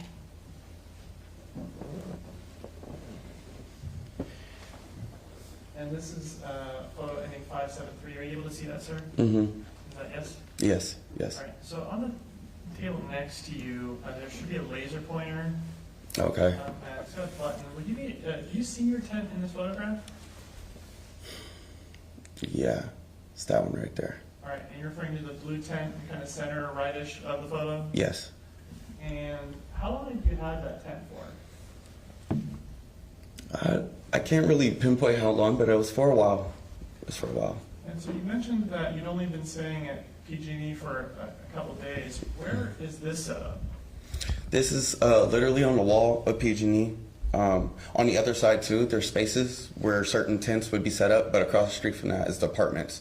And we try to keep our stuff on that side, So you would try to stay on the PG&E side of this? Yes, yes. So that way the residents wouldn't complain and we could actually stay, You talked about Larry Pilot. And where, and Larry wasn't someone that you had normally been staying with, right? No, he's just been chilling with us, like kicking it pretty much because, my wife and him, they're both older, but he didn't really click with anybody at Respite, so we kind of took him in. That's just kind of what we did, because when we showed up at Davis, that's what they did for us. They took us in, so we just do the same. Understood. Was Larry part of your group here at the Power Building? Yes. Did Larry have it set up there? Yes, he did. Where was Larry? Larry was literally right behind her tent, up against the wall. It's a one-man tent. Yeah. Do you know what color Larry's tent was? Oh, man. If you don't remember, it's fine. It was either green or tan, one of the two. But, I think, I'm not going to say. I don't remember. Kimberlee's situation, what was she, how was she staying? Her tent was literally right here, and the door is on that side, facing towards the wall. You say right here, using the laser pointer to point to kind of the maroon tent with the gray top? Yeah, the red one. Yeah. Okay. Yeah. Do you know how Kimberlee got that tent? Yeah. So she had been sleeping on the ground for a couple of nights, and we noticed it started bothering us. So we talked to Larry because we knew that he had an extra tent, and so we asked him if he could go get it for her, like at least, and he went and got it for her. And then that was actually the night that this happened was the first day that she got that tent. And so when you all had been setting up at the power plant before, she didn't have a tent, but this night she did? Yeah. And was the tent in good condition? Oh, it was basically brand new. Now, when did you first hear that something was going wrong with Kimberlee, how did you learn that something had happened with Kimberlee? Okay, can I start from the top on that part? Like, because I just want to start at, how did you know that something was going wrong with Kimberlee? Okay. Well, first off, there was things that were being moved. Okay, so we heard footsteps, and my tarp was cut. I only know this because I'm the one that built the tarp, and I know how to do things like this. I'm a really good MacGyver. So I had like 3-4 layers of tarps on my tent already anyways, just in case.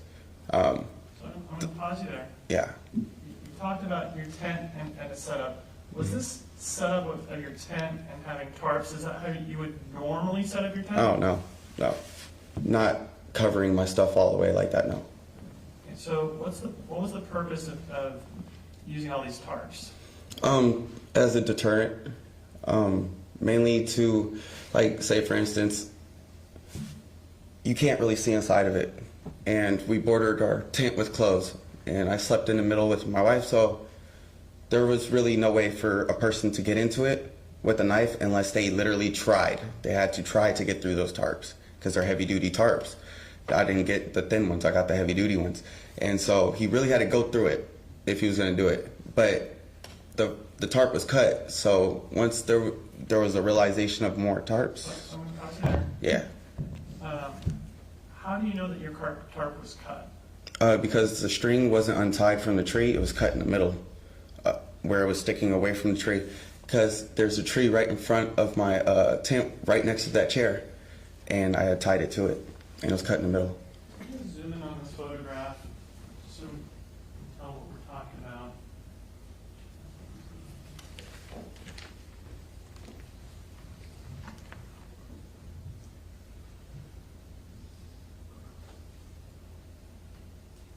You see that tree right there?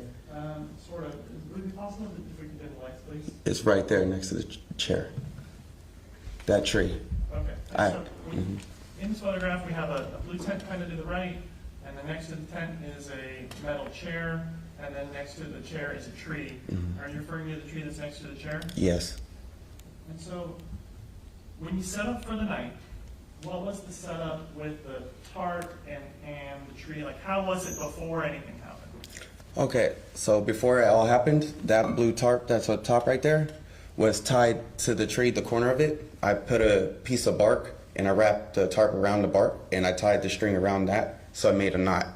So when you pulled it to the tree, it wouldn't slip off of the tarp, it'd stay right there. It didn't matter if it was really windy or not. I wrapped it around, and I tied it. So when you cut it, it's snipped right there. You still have some stuff on the tree and some stuff on the tarp. That's how I know it's cut. I'll do there. In the photograph, we see kind of one corner of the tent with the tarp. Mm-hmm. Do you see how it's kind of down against the tent, kind of resting against the Yep. tent? Yeah. When you set it up, was it like that? No. Or was it raised, kind of pulled tight with the string? It was raised at a slant, just in case if it rained. So my stuff doesn't get wet, it runs right off the front. And then, other than, so you have your tent set up, you have the tarp set up, did you do anything special with your stuff that night? Yes, we took all our clothes out. I bordered all 4 sides of the tent with my clothes, all the way up to about like that high off the ground.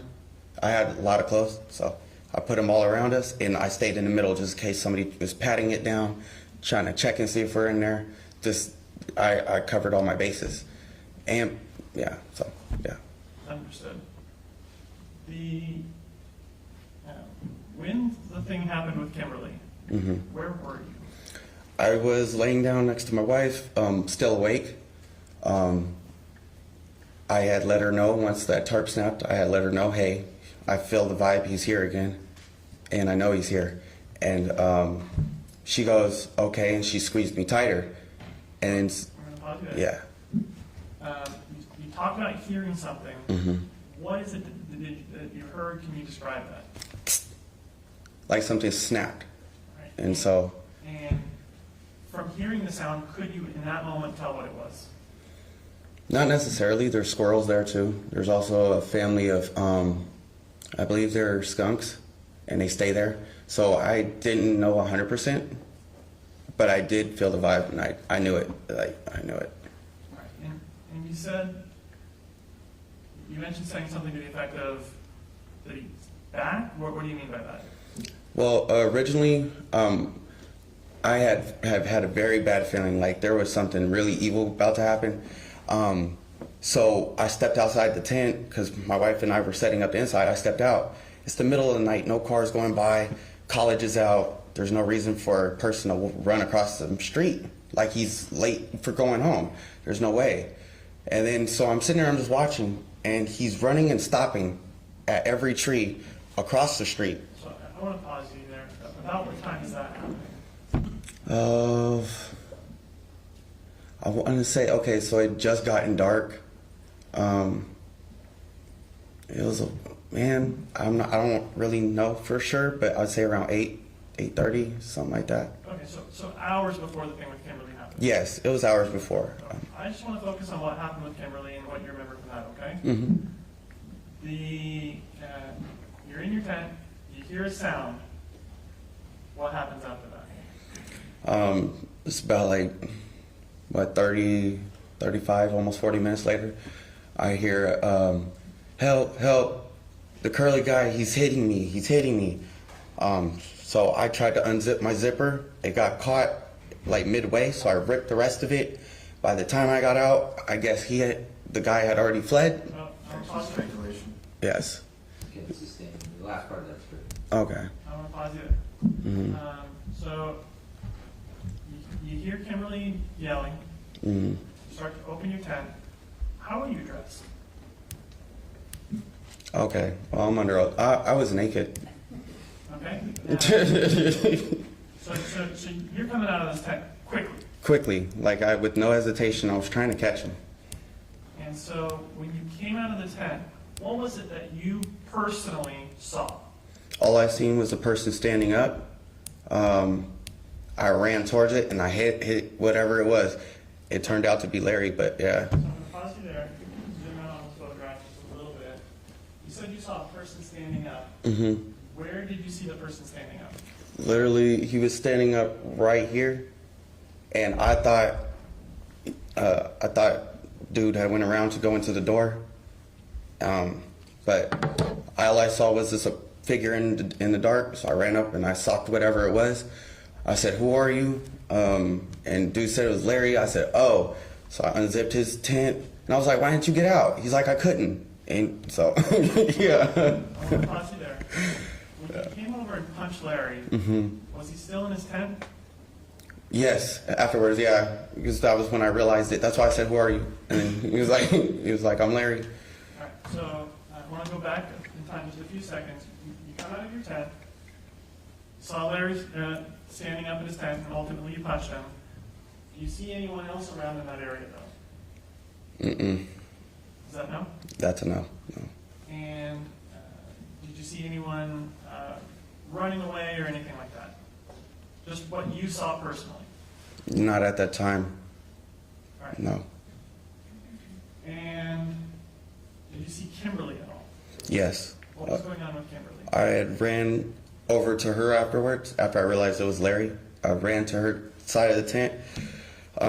She had stood up. I was like, "Where's your?" We were all wondering where her dog was. She had a dog, didn't bark, but she turned, and I was like, "Your leg is bleeding." And I was like, "You need to lay down. Your leg is bleeding." So she laid down, and then that was for the second time I had called the cops that night. And so I understand that you called the cops before, and I just want to focus on Yes. what you observed with Kimberlee. Who called the cops when something happened with Kimberlee? It was, I believe I had called the cops. Yes, I had called the cops. Okay. And what do you remember happening after that? All I remember after that is the cops showing up. About like 15 minutes later, they showed up. They came and basically I didn't have enough time to get everything, so I was freezing still. they did allow us to get a blanket, but they seized all our stuff for the night. We slept across the street at the other building where there's an overhead thing, so that we could stay out the rain. And just want to clarify, I know you saw Larry, but did you see who the potential person who harmed Kimberlee was? Only earlier that night. Okay. When you say earlier, you're talking about something at like 8:30, 9, sometime around then. Same night. Okay. I want to focus on when something happened with Kimberlee, and I want to talk about what happened in the 10, 15, 20 minutes before that. Okay. Did you hear or see anyone during that time frame, and just like up to about 30 minutes before something happened with Kimberlee?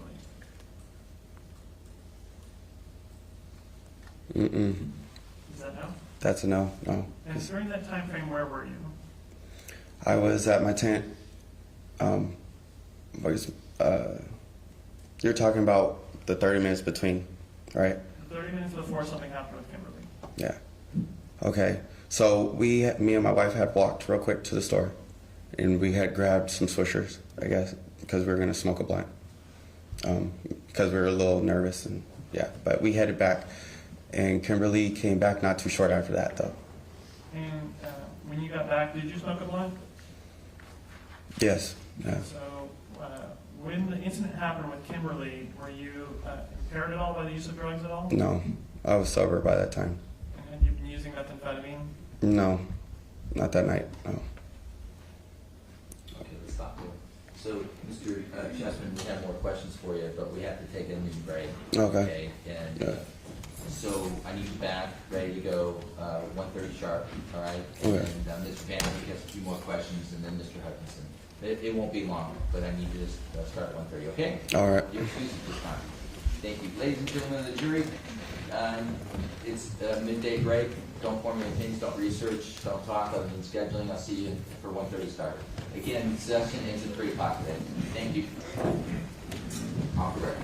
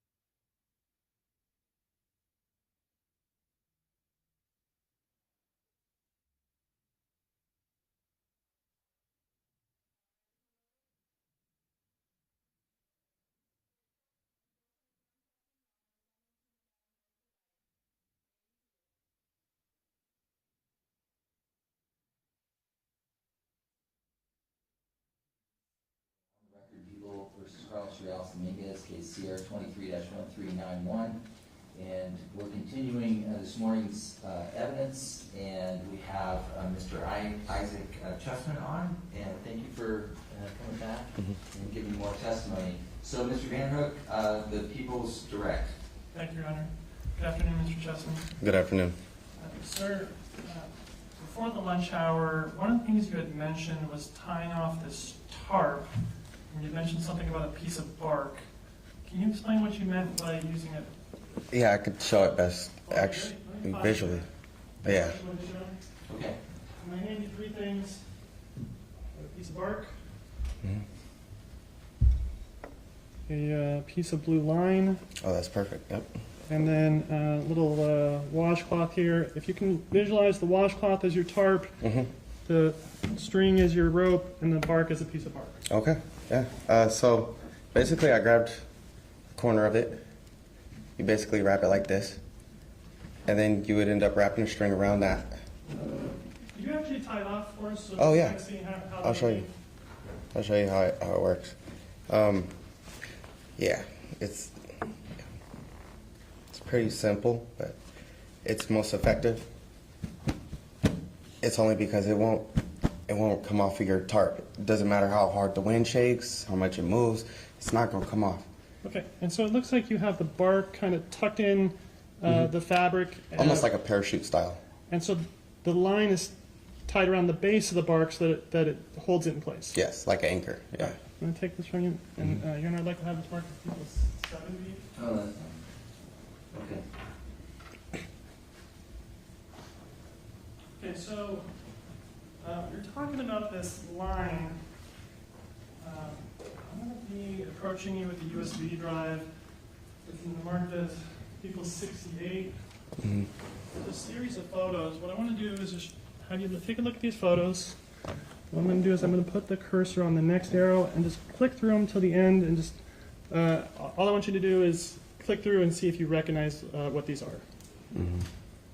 Did you say this was 68? This is, Your Honor. Okay, thank you. Uh-huh. And just keep going quietly to yourself until we get to the end.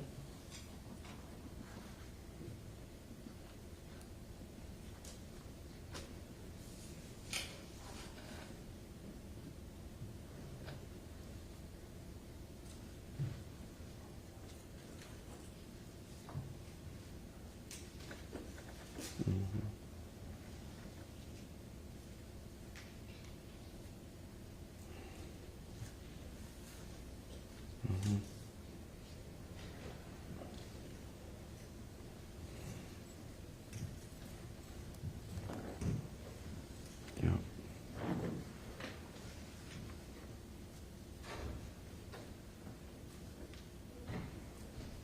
Okay. Were you able to look at all the photos, Mr. Chesman? Yes. Yes. And do these fairly accurately depict the scene as it was on that day? Yes. Fairly. Yeah. Okay. So I'd like to take a couple of these photos, show them to you. Are these photos of your tent as it was set up at the encampment there? Yes. All my other my tarps are underneath that blue one that was sitting on my tent because the rope was cut on that picture. Like you'll see where I was talking. Yeah, sorry. We'll spend more time on others, but let's just start at the beginning.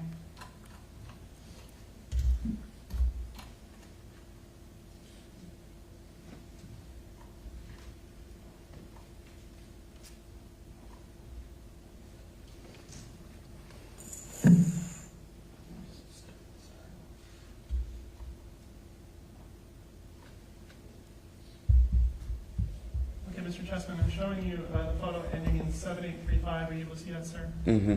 Yes. Yes. And so, again, is that your blue tent on the right? Yes. And then the red tent on the left is Miss Guillory's, or Kimberlee's? Yes, Miss Kimberlee's, yeah. The one that's rolled up in the back, it looks like. Because, yeah, that's Larry's. Okay. Yeah. And just leans to about...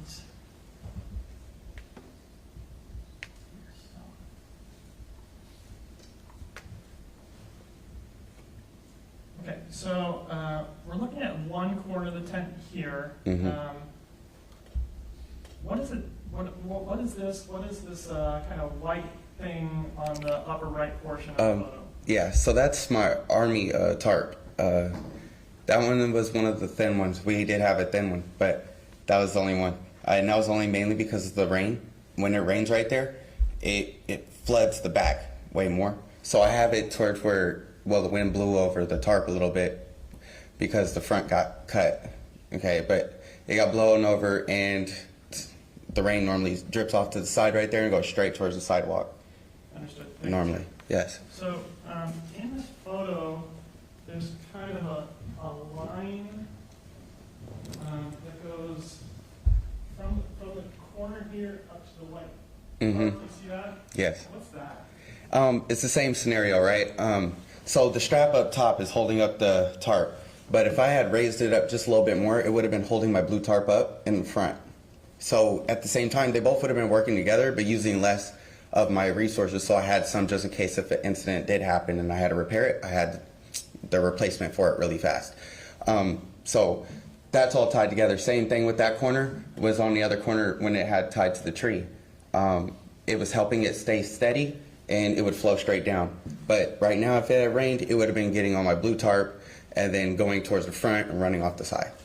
So I want to get back to the photo that we had before this. We just close this, it should be still be there. If we zoom in on the tree here on photo 7835, the tree right where the cursor is. Yes, yes. Do you see that kind of line around the tree? Yeah, that's my string. And is it the string that you were talking about that you tied your rope off on? Yes, yeah. And that one was bungee. It was like a bungee string. We're going to go to photo 7852. And you see photo 7852, sir? Mm-hmm. Is that yes? Yes, yes, sorry. All right. Is this the same tree with the same rope? Yes. And we're going to zoom in on it. So is this the kind of bungee string that you were talking about? Yes. It had tied onto the tarp, and then I had a stronger rope tied onto the end of that, and which led to the tarp that was hanging off the back. So it kept it all down because the bungee was tight. So I figured that since it's a little bit windy at the same time, if it jumped up and down, at least the bungee would hold it down. So what I want to try and understand here is this end of the rope is clearly tied to a tree. Yes. Is the other end tied to your blue tarp or to your Army tarp? It's tied to the, I believe the blue tarp is supposed to be, yeah, because that's how I use the anchor. All right, so we can zoom in on the end here. You were mentioning earlier how you'd seen that the end was cut. Yes. Is this the cut end you're talking about? Yes, that's cut. If it was untied, it wouldn't be on the tree anymore. It'd just be on my tarp, or it'd all be on the tree with no bruising like that in the middle of it. It's that's a cut. And you know, I was tied tightly because it fanned out when it cut. It didn't stay solid. All right, so I panned it over to kind of edge of the ground next to the tent. Do you see that kind of squiggly line on the ground there? Uh-huh. Yes. You know what that is? Yes, sort of. Yeah, it looks just like my bungee. Okay. My bungee rope, yeah. And then here at the end, do you see this kind of loop tied in this line? Yes. Is that the kind of same loop that you use when you're tying Yeah. a tarp with a piece of bark and using that method? Yes. And so after the incident, when you looked at your tent, is this the situation that you found where one end was cut and one end was, Yes. the two ends have been separated, now you have two pieces of bungee instead of one? Yes. All right, I don't have any additional questions. Okay, thank you, Mr. Vanderhook. Mr. Hutchinson, cross-examination. Yes. Good afternoon. Good afternoon. My name is Dan Hutchinson. Thank you for being here this afternoon. Sir, I'm going to ask you some questions this afternoon, almost all of which can be answered with a yes or no response. Okay. If you don't know the answer or you can't remember, I don't want you to guess. It's completely appropriate to say, I do not know or I do not remember. Okay. And unless I specify, I'm interested in what you personally observed, what you personally heard, not what someone else told you. Understood. If I'm interested in what someone else told you, I'll ask you that specifically. Does that make sense? Yeah.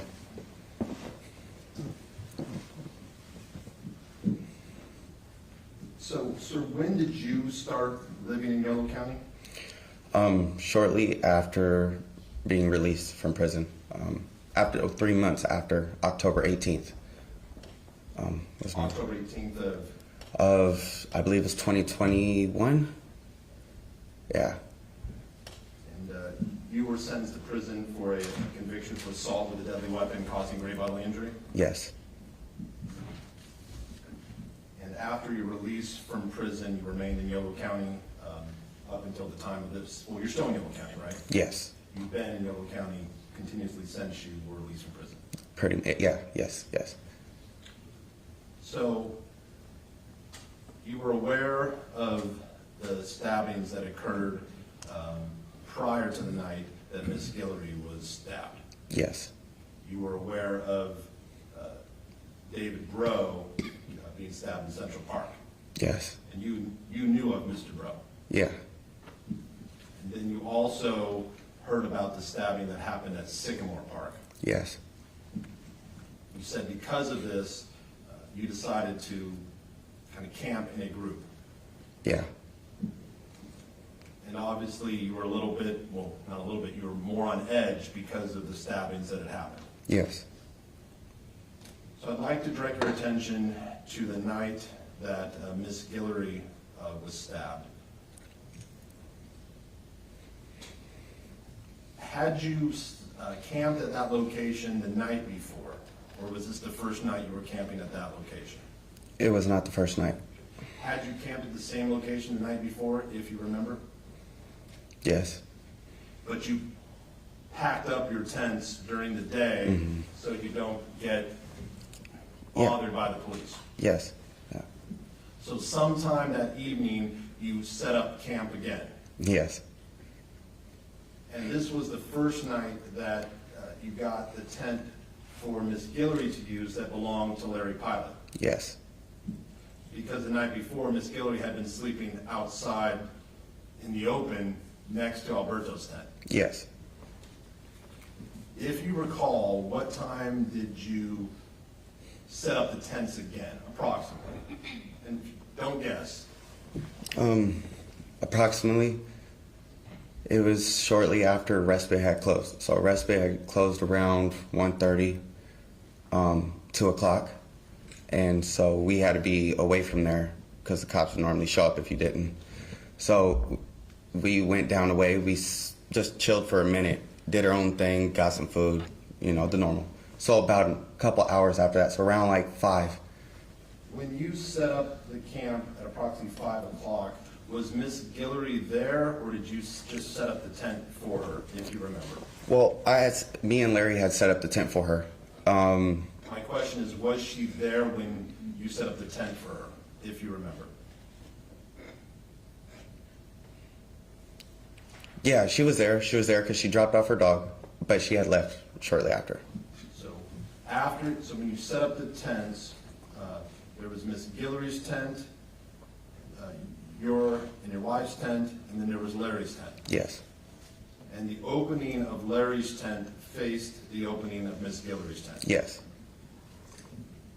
At some point that evening, after the camp had been set up, Miss Guillory left, Yes. and then approximately about 9 o'clock, you saw something that caught your attention. Yes.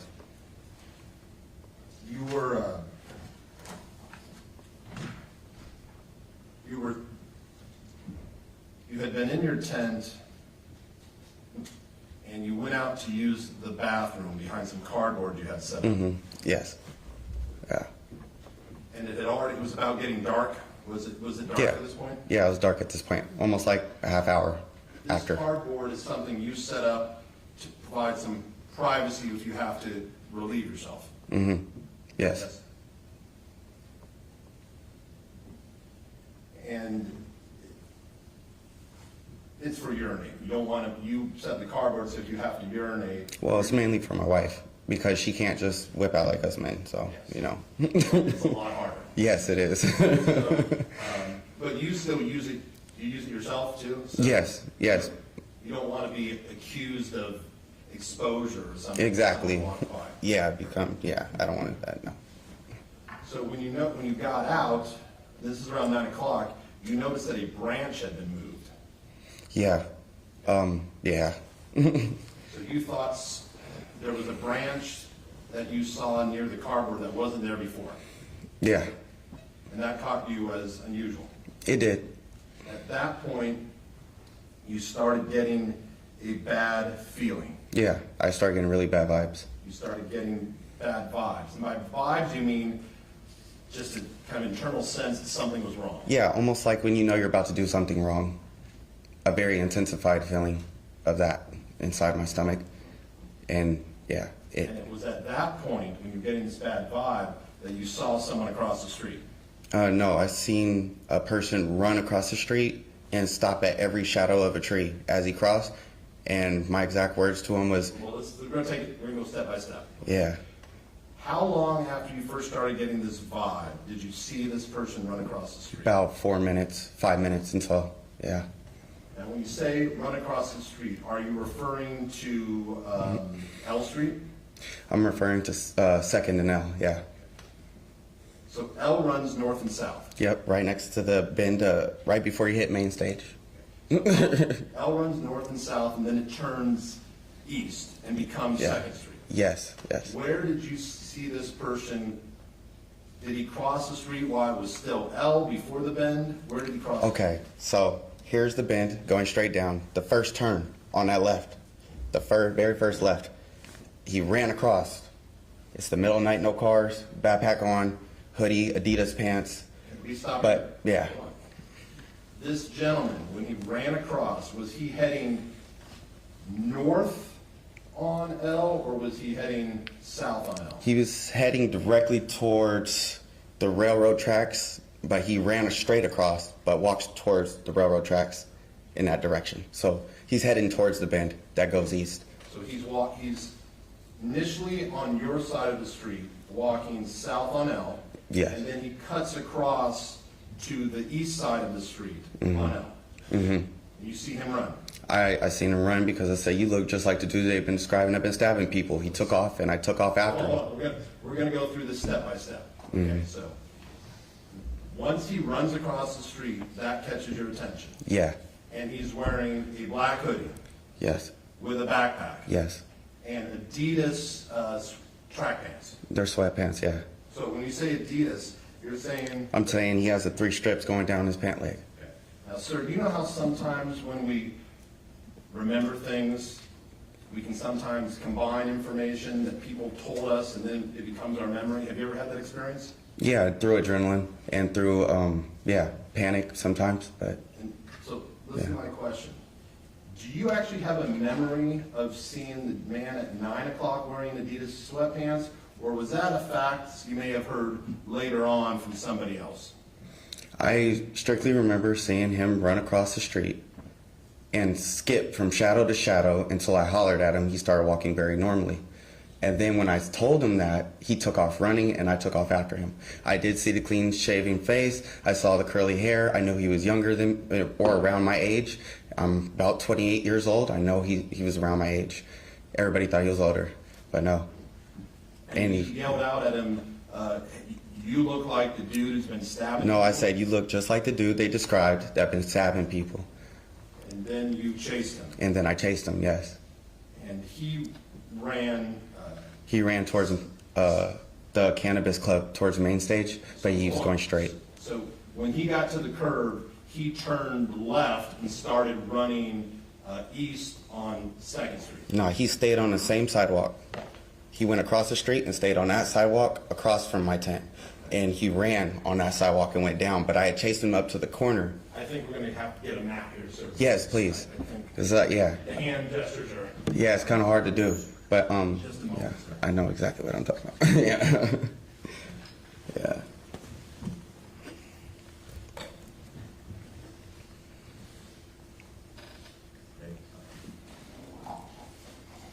So I'm going to show you what's previously been marked as Defense Exhibit A.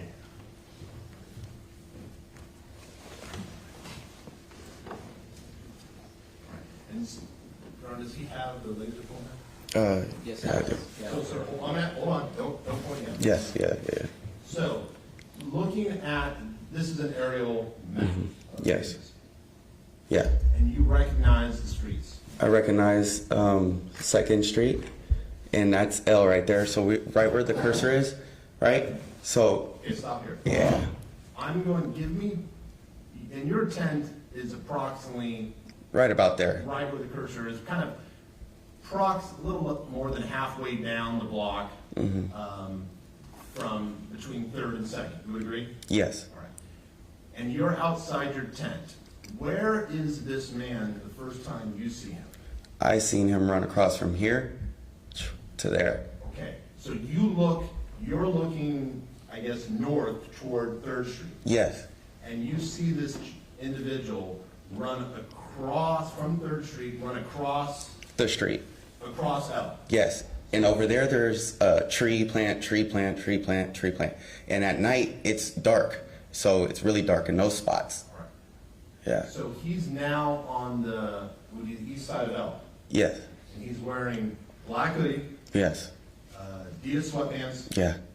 and long, dark curly hair. Yeah, well, it's only curly at the end. And he was a man in his 20s, you could tell. I could tell just by, because I used to run track too. And so I've seen a lot of different people at different ages run, and everybody runs differently. And there was no reason to run. There was no cars, the middle of the night, college is out. There's no reason to really run unless you're up to something. Okay. So you see, and on L Street, there's basically planter box with tree, planter box with tree, planter box with tree, all the way Yeah, through. yes. And you were seeing him run from planter box to planter box, Yes, pretty much, yeah, yeah. and then he'd stop. And then he had stopped and started walking normally when I had said, hey, yo, bruh. And he started walking real normal. And then I said, you look just like the dude. And he took off, so. And so when he took off running, did he run south on L Street? Yep, he followed the whole sidewalk all the way down. And then once he got to where L Street turns into 2nd Street, I had turned back around and went back to my wife because she screamed for me. did you see whether he turned east on 2nd Street or whether he turned west and went behind the PG&E? No, Robert had showed up, and so I told him, follow him. I said, follow him down the street because he was on a bike. So he rode his bike down the street, and he said he had a brown backpack when he came back. But that was what he told me. All right, so Yeah. my question is, before you ended your pursuit, did you see whether the man, once he got to the bend, whether he went east on 2nd Street, like this way, or whether he went west on the old gravel 2nd Street? He went straight east. He went east. Yeah, he went east. Down toward the cannabis place. Yes, main stage. But because you stopped pursuing him, you didn't see where he went. After that, no. But Albert pursued him. Mm-hmm. And that's Alberto Osorio? Yes, And Alberto was on a bike. yes, So you believe, at this point, the person you just chased was the person who committed the 2 previous stabbings. That was your belief at the time. yes, So you actually called the police, yes, and you placed that 911 call. yes. Kimberlee Guillory was not present at the time you chased this individual. No, no, she was not. She arrived back later. Later on with some in and out. And by In-N-Out, you mean In-N-Out Burger? Yes, she had a drink and a bag with probably a burger and some fries in it. Did you, if you recall, did you tell Kimberlee when she got back what you observed? Yes, I told them all, but they all thought I was crazy because I was struggling with the drug at the time. And I wasn't high at the time, but since I did have the history, they wouldn't listen to me really. They just thought, you're paranoid. And then when it really happened, they were like, oh, you were right. And so I was like, Let me ask you about that. So congratulations on your sobriety. thank you. I'm so happy. And I mean that. But you know, trying to stop using it can be a step forward, step back process. You Yeah. can do that. Were you still using methamphetamine regularly during this time period? No, my wife had been hindering me from getting anything for like a cool almost week. So I was pretty coherent. I was just really shocked it happened. Like, I knew it was going to, like, I had a feeling, but it happened, so yeah. So basically, remember, you had not used methamphetamine at least within a week of this happening. At least, yeah. So you told Kimberlee what you'd seen. Did you tell her, give her a description of what you'd seen? I gave the same description I gave to the cops. I said he's younger than me, or he's about my age. He's clean cut.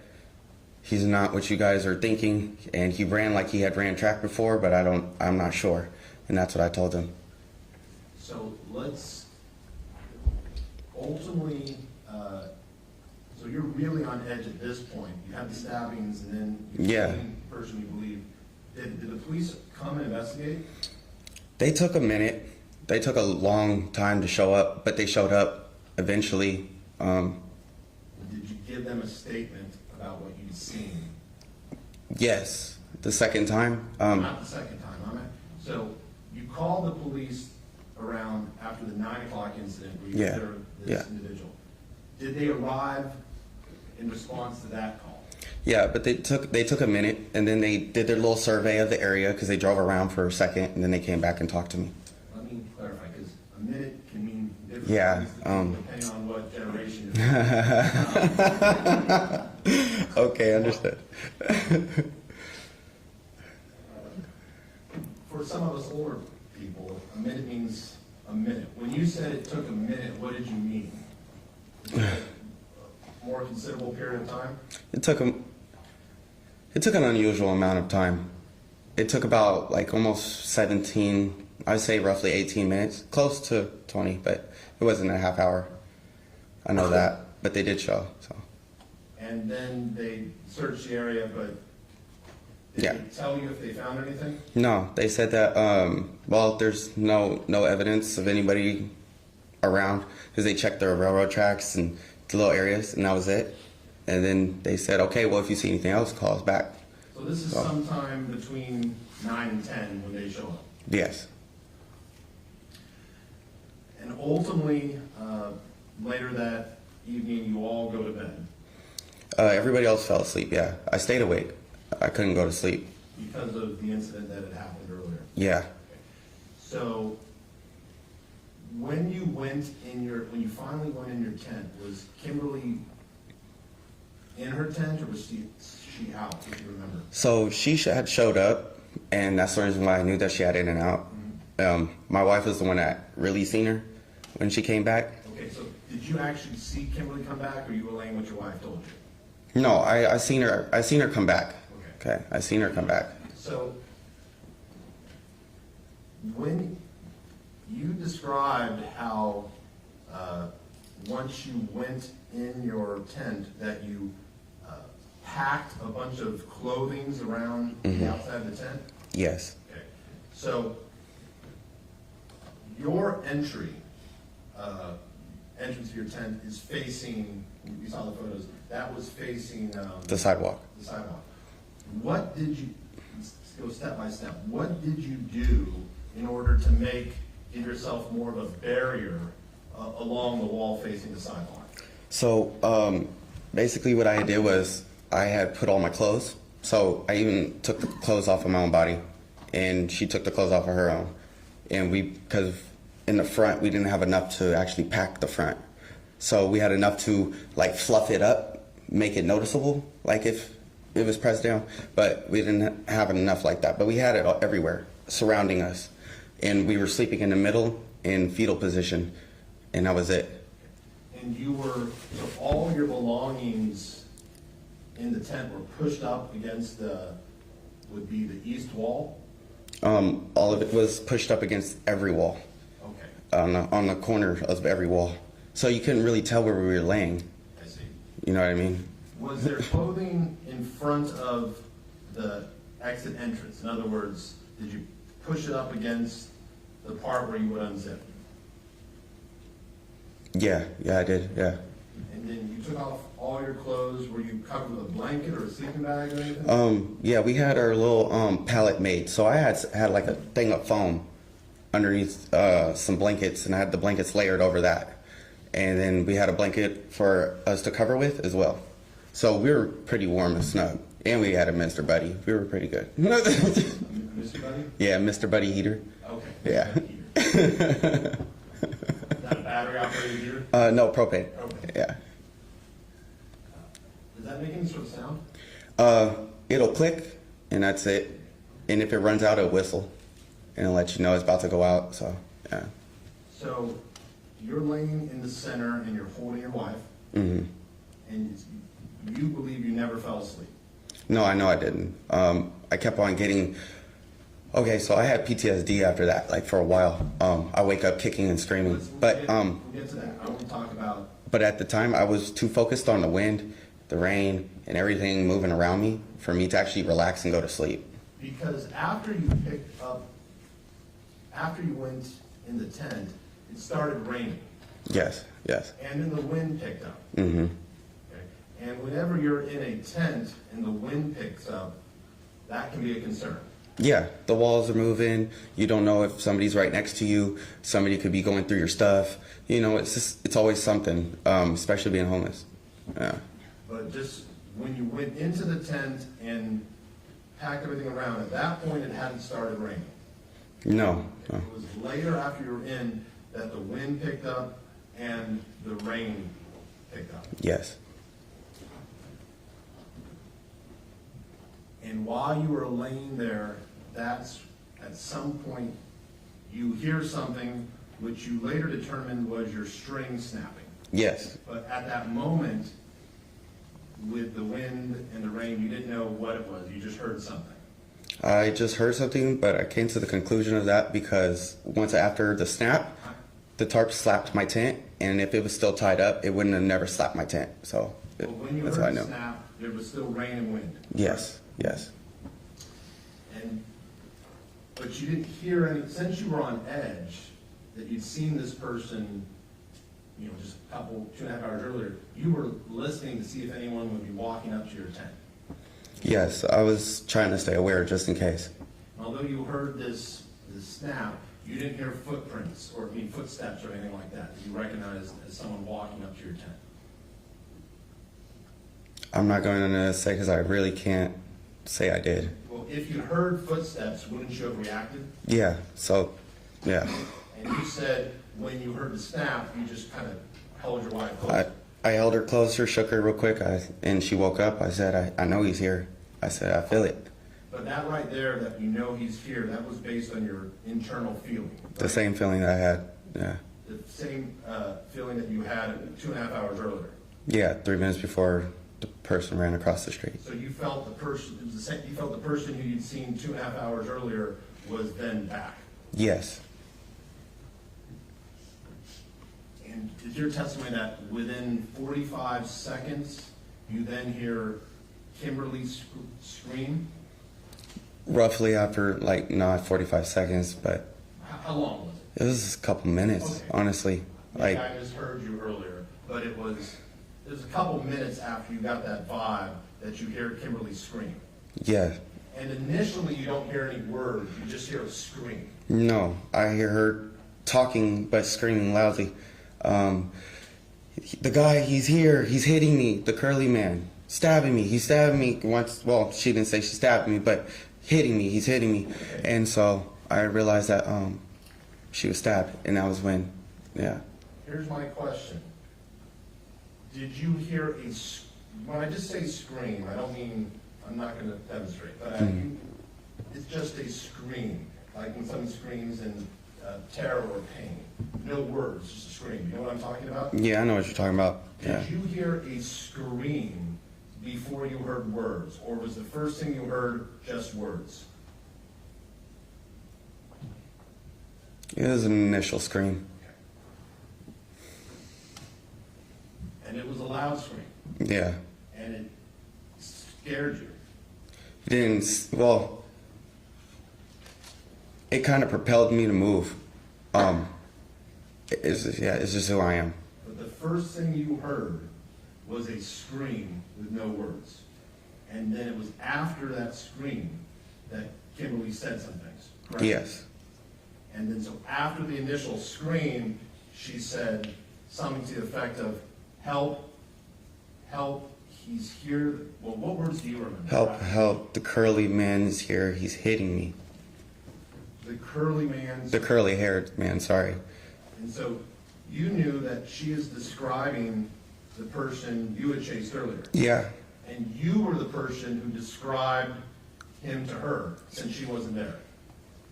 I didn't, well, yeah, I told her what had happened. I didn't describe all the features and stuff like that to her. Then my question is, how would she have known the man had curly hair 2.5 hours earlier if she wasn't there?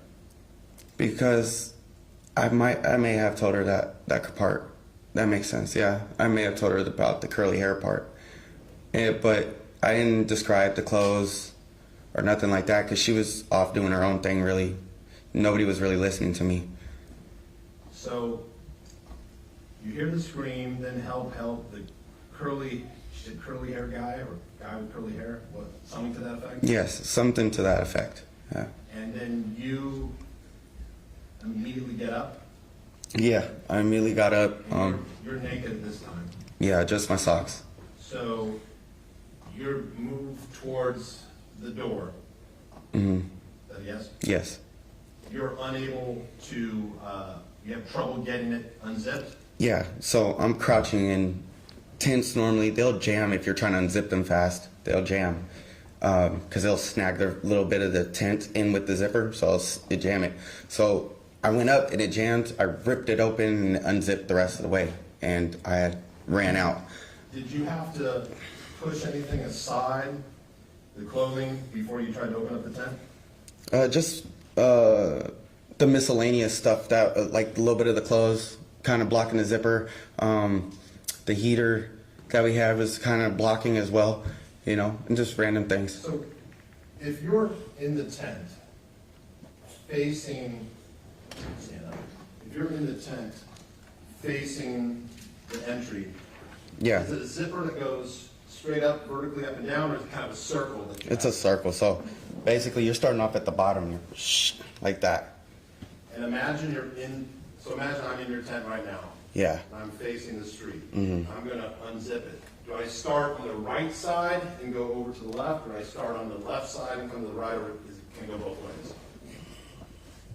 It starts off on the right side, because I'm crouching down, I'm trying to get it off of the right, and I remember, yeah. And you were, it was dark? It was dark, yeah, it So was you dark. have to- First, you have to find the zipper in the dark. Exactly. And then, once you found the zipper, you try to open it. Mm-hmm.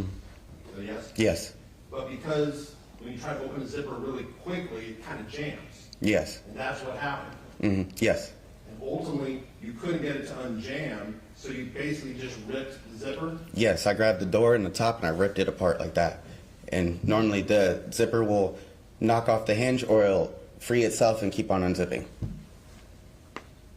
So you made some effort to get it to unzip, and then when you couldn't do it, that's when you made the decision to rip out. Yes, And then you go outside, and it's dark.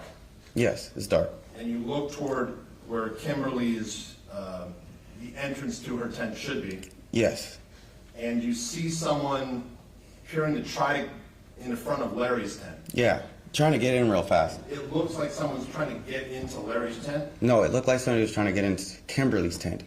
So you then, in the dark, run over and you punch that individual. Yes, How many times did you punch that individual? I hit him twice. He got down. I realized there was a tent still like surrounding him after that. So I said, "Who are you?" And then he said it was Larry. I said, "Oh, dude." And I unzipped the tent. And then he got out and we both started looking. So But he was still inside his tent. yes, he had played leapfrog and headbutted the person. Okay. You didn't observe. I didn't observe that part, no, but that's what he told me, yes. Larry, when you saw Larry, he was still in his tent, Yes, in a one-man tent. in a one-man tent, trying to get out of that tent. Yes. Okay. And you punched him, kind of, was it through the tent while he was still trying to get out? Well, when I had gotten out, he's standing straight up. He was just standing. But was he still in his tent trying to get out, or was he right outside the door of his tent? It looked like he had panicked and stood up immediately In his and tent. just went for whatever was there. Like, that's what it looked like to me. So, in other words, it appeared that he stood up kind of in his tent Yes. and was trying to get the door open so he could get completely out. I don't know if he was trying to get the door open. But when you hit him, he was still standing up in his tent. Yes. All right. Yes. And you punched him 2 times before he said, "It's Larry." Yes. And then you stopped punching him. Yeah. And at that point, you looked, your attention was drawn to Kimberlee's tent. Yes. That's when you saw it was open On the side. on the side where it should be open. Yeah. That's when Kimberlee said something about someone had punched her. Yeah, she thought she had gotten punched. And the tear wasn't that big. It almost looked like a half box, like about like this, and that was it. Okay, let's describe this tear. So, how big was the tear when you initially saw it? The opening was about like the space of this napkin. So It was about the space of this. Yeah. So you're holding up. Yeah. Like he had just put his hand through and that was it. And Okay, went for so it. you just for the record, you just gestured with your left hand. It looked like someone had just punched through this hole. You made a fist with your left hand and punched. Not like they had stabbed right through it. Like that went into the tent and went for wherever they were going for. What I'm going to say, now you just made a stabbing movement. Mm-hmm. Did you initially just, when you first did Well, the demonstration? initially I said like this Okay. and inwards like that. So when you first made the demonstration, you gave someone punching with a fist through this tissue, correct? I was pointing a knife forward, I'm not but asking yes, the what- fist was made. Yes. So initially, you made a fist when you punched through this. Sure. Hold on, yes, hold on. sure. He didn't see what happened. I know, What the but focus it's is okay. Hold on. The focus is on what he observed in the tent, and council's trying to narrow that. I was trying to describe his initial demonstration. Okay, well, I'm not interested in that. I'm interested in what he saw in the tent, that's fair. I'd like to have this marked as. Yeah.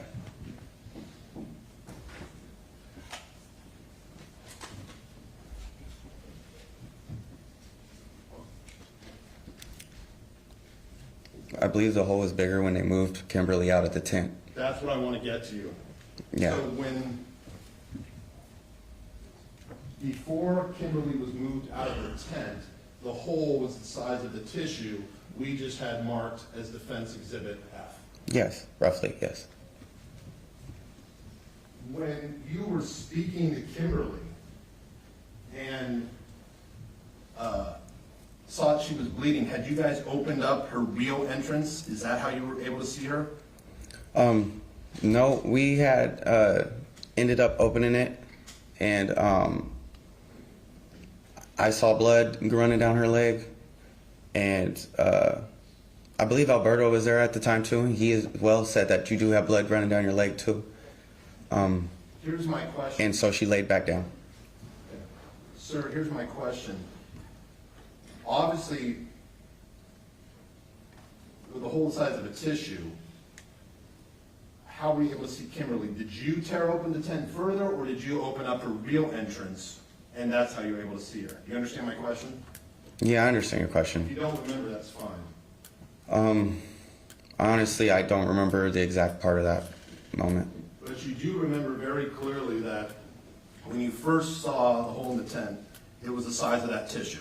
Yes. And at some point later, someone ripped that tent further. Yeah. But you don't know who did that. Mm-mm. Is that correct? That's correct. But you do know it wasn't you who ripped that tent further. That's correct.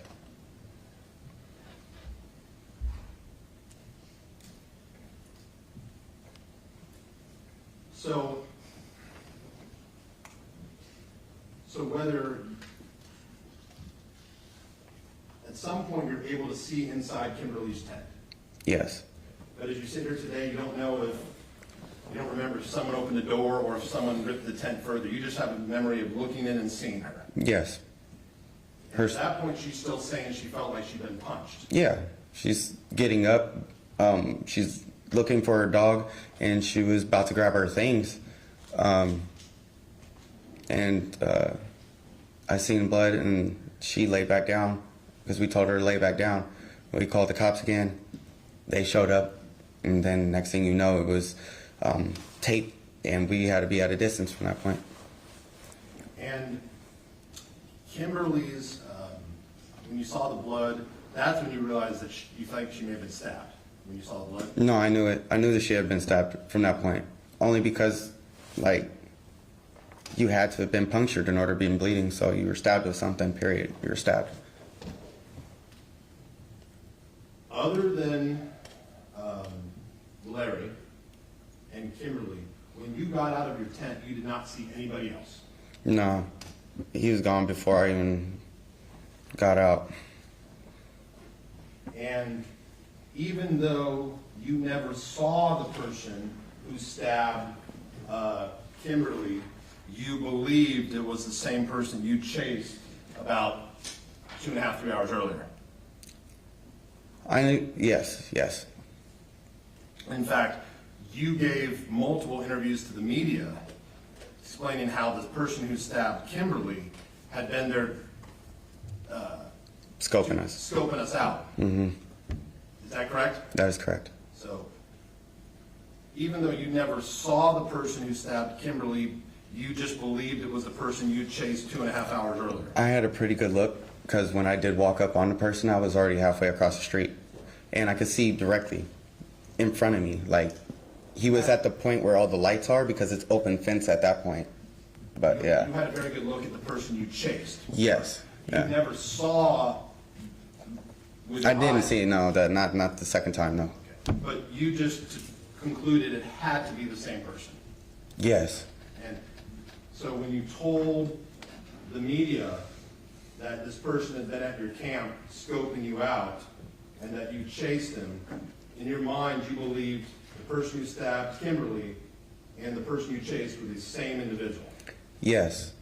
And you still believe that to this day? Yes. And the proof that I have for that is the tent that's on the other side of the building. So the tent on the other side of the building apparently had been messed with as well. That's something someone else told you? No, that's also something that I had went over there because I was going to go and get Meech. Meech is a common known person there. But his tent was on the other side. And so I was about to get him, but his tent was cut as well. So you're certain that the person you saw and chased is the person who stabbed Kimberlee? Yeah, I'm certain, but No doubt in your mind? no. There's no possibility that the person you chased was someone different than Kimberlee, correct? There's no possibility that the person you chased was Khalid Siddiqui, who works at Steve's Pizza. No possibility. There's no possibility for that. I mean, why else run across the street and hopscotch from shadow to shadow if you're not doing anything? What's the point in doing all that in the middle of the night with no cars, no college, nothing to do, nobody after you? You're just supposed to run across the street, run down a way, just ignore somebody that's talking to you, pretend like they don't exist because they acknowledged you? Like, and then to keep on running and then eventually something happens the same night? There's not a coincidence to that, sir. Sir, prior to today, Yeah. has anyone ever told you that the Davis Police Department identified the person you chased and it was not Carlos Reales Dominguez? Has anyone ever told you that? Nope, nobody ever told me any of it. No one, before today, no one ever told you that the person you chased was named Khalid Siddiqui and he worked at Steve's Pizza and he was coming home from work? Did anyone ever tell you that? Nope. And you know that can't be true because you're certain the person you chased is the person who stabbed Miss Guillory. Well, yeah, the person had curly hair at one point, so they cut it off. So if a Davis police officer were to say that he saw a video of the search of the chase and you were chasing Khalid Siddiqui, he'd be lying. Well, Objection. Sir, you agree people can make mistakes about what they... well, nobody's perfect, yeah. Anybody can make a mistake. And so when you told the media that you had chased the person who had stabbed Miss Guillory, that he had been scoping you out, you were making an assumption that the person you chased had to have been the person who stabbed Miss Guillory? I can't say that because there's no reason for the behavior. There's no explanation for the behavior. Do you think it's possible that someone who's walking home from work who would see you yelling at him, hey, you look like the person who stabbed, and starts chasing him, don't you think that may cause him some fear? Maybe if it was the other way around. Say, for instance, if he had been walking and I approached him and then he started running, maybe. But since he ran and then skipped from each shadow and then started walking normal when I approached him, but it then took off, that's what raised suspicion. Because he's running already. There's no reason to run. It's the middle of the night, no cars. I'll always revert to that because there's no explanation for it. And Okay, hold on. Counsel, I think I've got his answer on this. have you had conversations with Miss Guillory after she got out of the hospital about? No, not really. Nah, she didn't really come around, and when we did see her, things were kind of different. She wasn't really as nice as she was before. Like, she was just different. She wasn't as nice. So, I'm going to show you some exhibits, sir.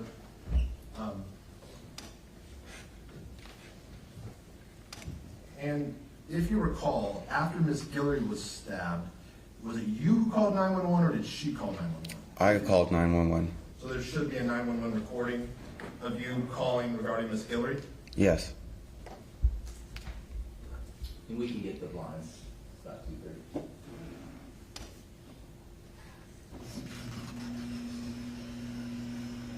Now, sir, I'm showing you what's been marked. People's Exhibit 68, People's Exhibit 68. This is photo 835. Now, there appears to be a string attached.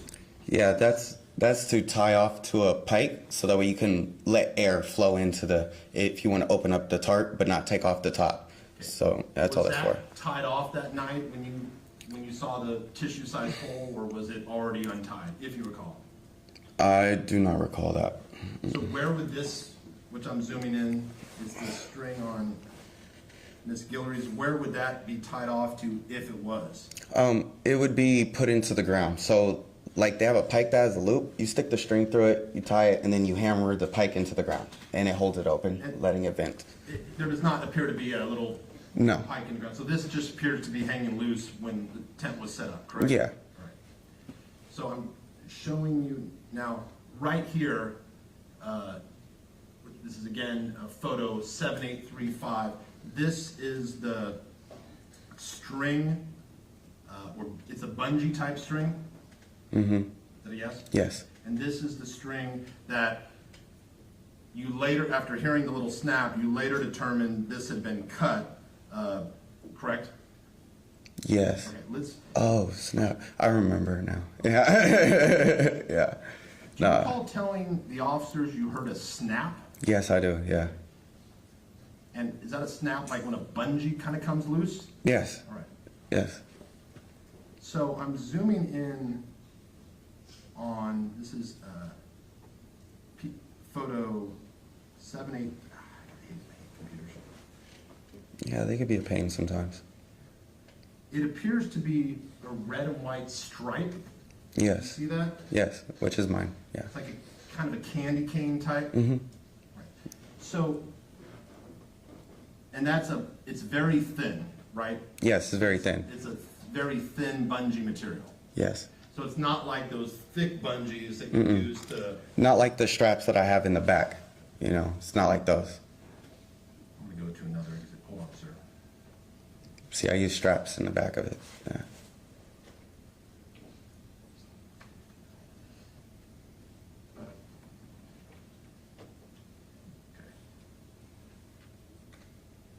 And I'm showing you People's Exhibit 68. Now this is photo 7848. You see the bungee tied to the tree right there? Mm-hmm. Is that a yes? Yes. Yes. And this is all after items have been removed from Miss Guillory's tent. The camp didn't look like this when you left, right? Yeah. No. And you were actually, once police arrived, you guys were not allowed back in your tent. Yeah, we wasn't allowed, no.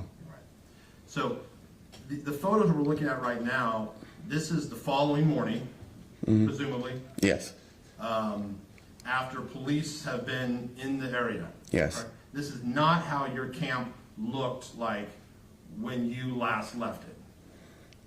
Only because they had, did their investigation, so. In other words, yeah. they had a canopy up, they had a bloody pillow, some clothing, they had a ladder. All those things weren't there when you left your camp.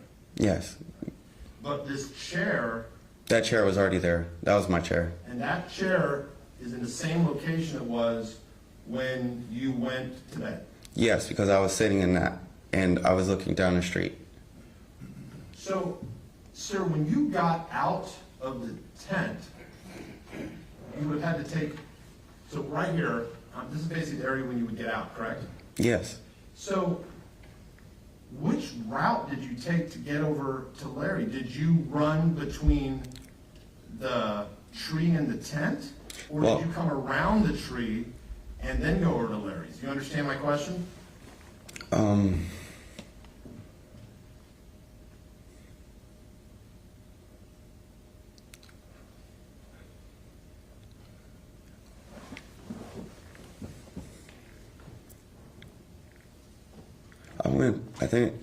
I don't remember. Okay, but just so you understand, where I have this cursor right here, okay? Yeah. That is where you would exit the tent, correct? Yeah, the whole middle part right there. So you would heard screams, so you're focused on getting to Kimberlee. correct? Yes, yes. So your route, and when you got out of the tent, you remember turning right, correct? Yes, I remember. So you would have either had to go right between the tree and the tent Or around the tree. or around the tent. So either or. But I did end up inside, so I more than likely went between the tent and the tree. So To be honest. if this string was still up at the time you hold on. If this string was still up at the time you got out of the tent, you would have ran right through it. No, I would have ended up tripping because it was a solid piece. There was no tears, no rubs, no rips, no fabric hanging out due to Velcro sticking or none of that. It was a perfectly good bungee that I had taken off of a previous tent that in between the bars, because the bars get held by the elastic. And when you pull them apart, you can cut it and then you can untie the end and pull out a whole bungee. And since I was running low on stuff, I wanted to keep my more proper things that I would normally use safely, so I just used what I could at the time. So just in case if it did rip, I can repair it with something stronger and have that. That's pretty much it. Let's assume though, so if this bungee was up when It you was. got out, you would have ran through it, and you said it would have caused you to trip. Is that what you're Yeah, it saying? would have caused me to fall. And so because you didn't fall, you know it was still up at that time. Is that your testimony? Since I didn't fall, I knew that it was not up at that time. So I'm showing you now. And this bungee was tied to the blue tarp.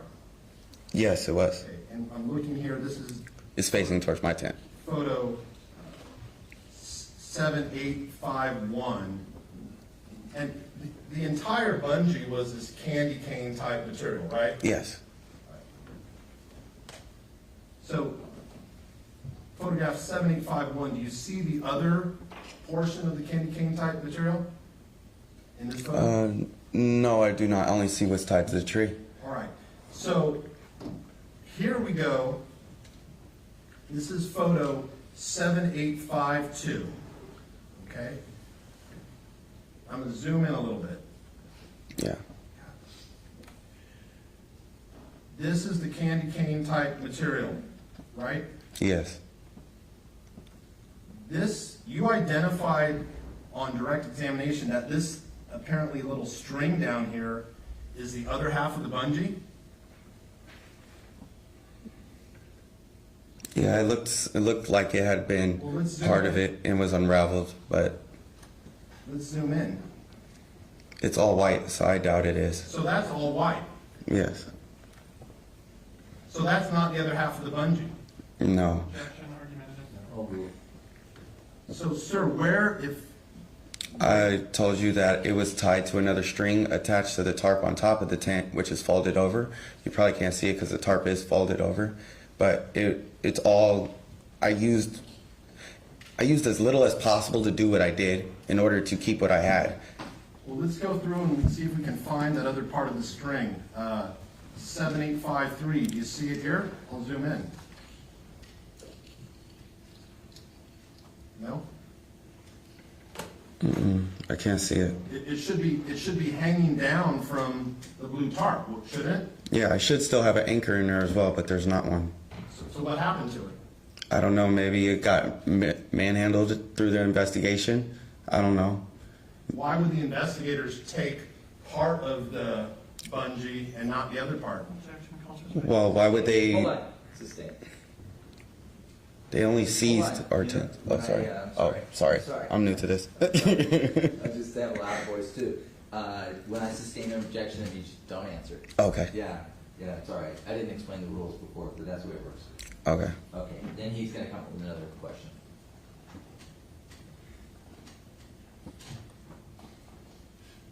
Did you ever point out to the investigators this other part of this bungee that had been cut? It wasn't. It wasn't our main focus at the time. And sure, just so I understand,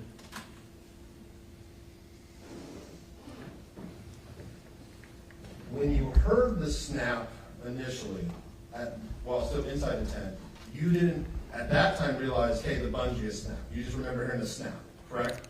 No, I knew something was cut because the tarps had hit my tent. And when they're tied up like that, the certain tarps are not going to hit my tent because they're tied up. But it's almost like if I was holding this and I just let it hit that, you know what I mean? My whole tarp will fall down, like, because it has nothing holding it up. But here's what I'm trying to clarify. Unless I'm mistaken, I apologize if I am. My understanding was you testified on direct that when you first heard the snap, you didn't know what it was because there's animals, so that's my question. When you first hear the snap, do you say to yourself, boom, that's the bungee being cut, or you just didn't know what it was? I heard the snap. I didn't say anything or think anything of it at first until I got the vibe and feeling in my stomach again. I woke my wife up and I told her, he's here again, I feel it. And that was it. And it was later when you saw that portion of the candy cane on the tree that you concluded, oh, this person must have cut the tarp. Yes, because my tarp kept on hitting my tent all of a sudden. And I was like, my tarp must be cut. And then not long after that, was the scream, and then he's here and all that stuff. And as you sit here today, you don't know what happened to the other part of that bungee. You don't know what happened to it. No, because once they did their investigation, we was no longer to be around the tent. We could only be across the street, down the way. There's another business with the overhead and a porch-like thing that splits off like this and goes out front. So we stayed there and with our blanket, and that was it. We tried to stay warm. I walked back and forth from respite a few times with Jason, and he was tripping out because I ended up getting all of them and let them all know it all happened, and they all came through and stayed there for a while. So you told many people about what you had. While it was fresh on my mind, absolutely. But I mean, the story that you told about the individual scoping out, being there 2 hours after earlier, you told that to as many people as you could, right? Well, yes, everybody that was in the same situation. Yes, absolutely. And you basically participated in every media interview that was offered to you, right? No, they actually came looking for me. I wasn't looking for attention. I didn't do this for no attention. I'm not saying you did That wasn't the goal. I'm saying you participated in every media interview that was offered to you. In other words, when someone wanted to interview you, you spoke to them and told them about what you saw. Yes, yes, we said yes until my wife's daughter had a problem with it, and then we stopped. And during those multiple media interviews, you repeated the story that you told today about chasing the man down L Street, correct? Yes. I have nothing further. Thank you, sir. Okay, thank you, Mr. Hutchinson and Mr. Vanderhook. Any redirect?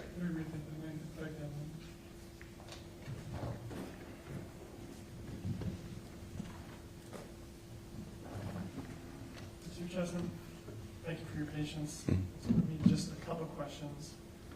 When this incident was going on with Kimberlee and you're coming out of your tent and punch Larry, was it dark out? Yes, it was dark. On our side, it was dark. There was only light towards the railroad track, and it was very dim light. It wasn't really bright white light. It's almost like orange light. And then, after Kimberlee was attacked, but before the police arrived, did you see? You said something about footprints. What was going on with footprints? Okay, so it had just started to rain, and the sidewalk was still dry. So the person that walked into the mud walked onto the sidewalk, and there was footprints, and we were trying to protect it, but the rain started coming, and the cops didn't get there in time, so it got messed over. But yeah, that's why Were these footprints on the sidewalk? Yes, I believe so. Yeah, it was on the sidewalk, and I believe there was one in the mud. And which direction were they going? One was going towards the tent, and one was going away. Part of me wants to say that it was towards the railroad tracks, Objections but that's just, withdrawn. yeah. And then there were some questions about where the description of the person with the curly hair came from. Do you remember those questions? Yes, I still remember the map, so. I'm pause you there. Do you remember hearing about the other stabbing incidents in the news media prior to this? Yeah, one at Central Park, one at Sycamore Park. All right, and had you heard the curly hair description come through the media reports about the potential suspect in these stabbings? I believe so originally, yes. No additional questions. Okay, thank you, Mr. Vanderhook. Nothing on that, right? No. Okay, Mr. Chesman, thank you for your testimony today, and have a great day. Thank you, thank you. Thank you. Subject to recall for evidentiary purposes only, Your Honor. That's the order, subject to recall. Thank you. Okay, so we still have some time. I want to make use of it. Mr. DeMora. People call 2 Yang. Okay, great.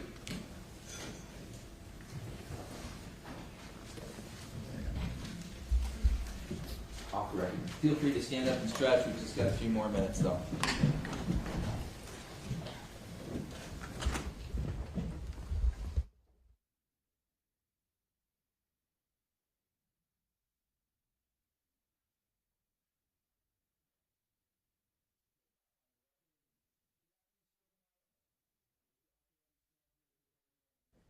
My name's Sam McAdam. I'm the judge presiding over this trial. I'm going to have the clerk administer the oath. We were just taking a stretch break. That's why I think standing. And then I'm going to have you take the witness stand, okay? Okay. Thanks. You do solemnly swear to you wrote the cause nothing for the court to be the truth, the whole truth, and nothing but the truth? I do. Thank you. Please be seated.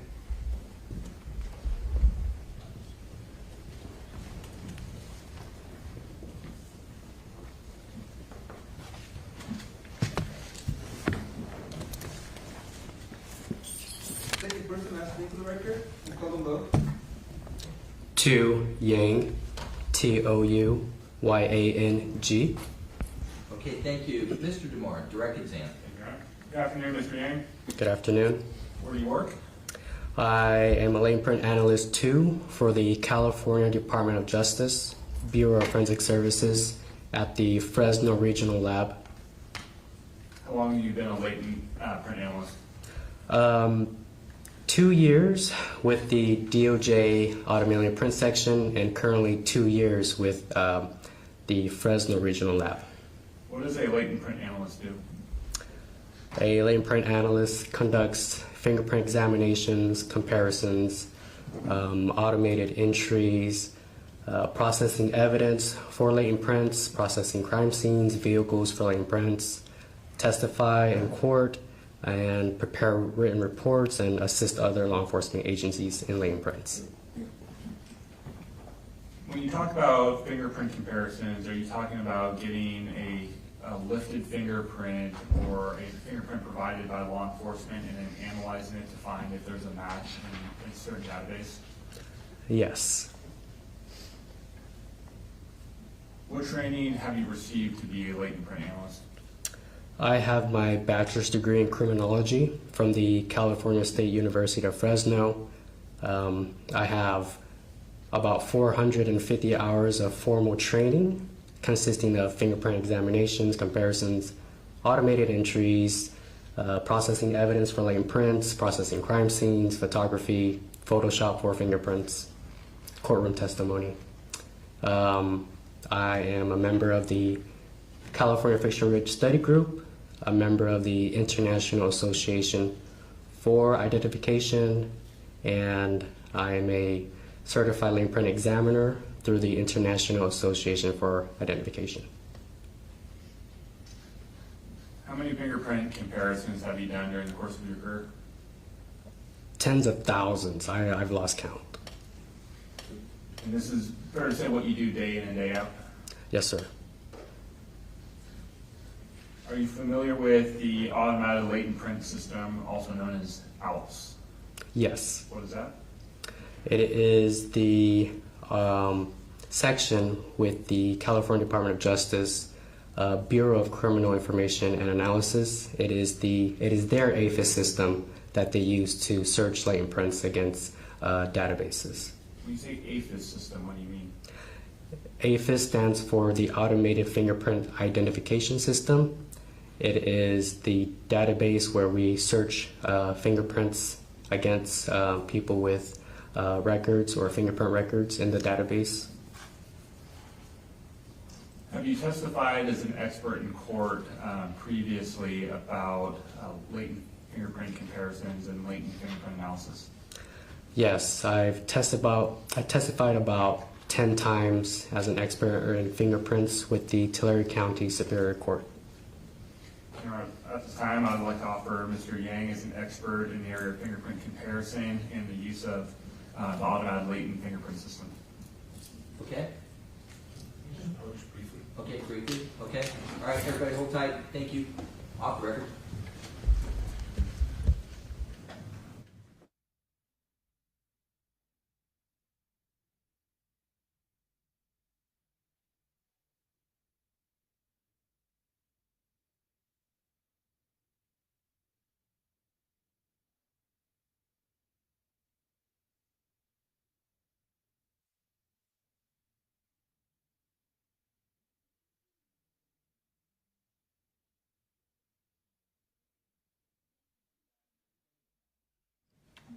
We just clarified some questioning for direct, so it's all good.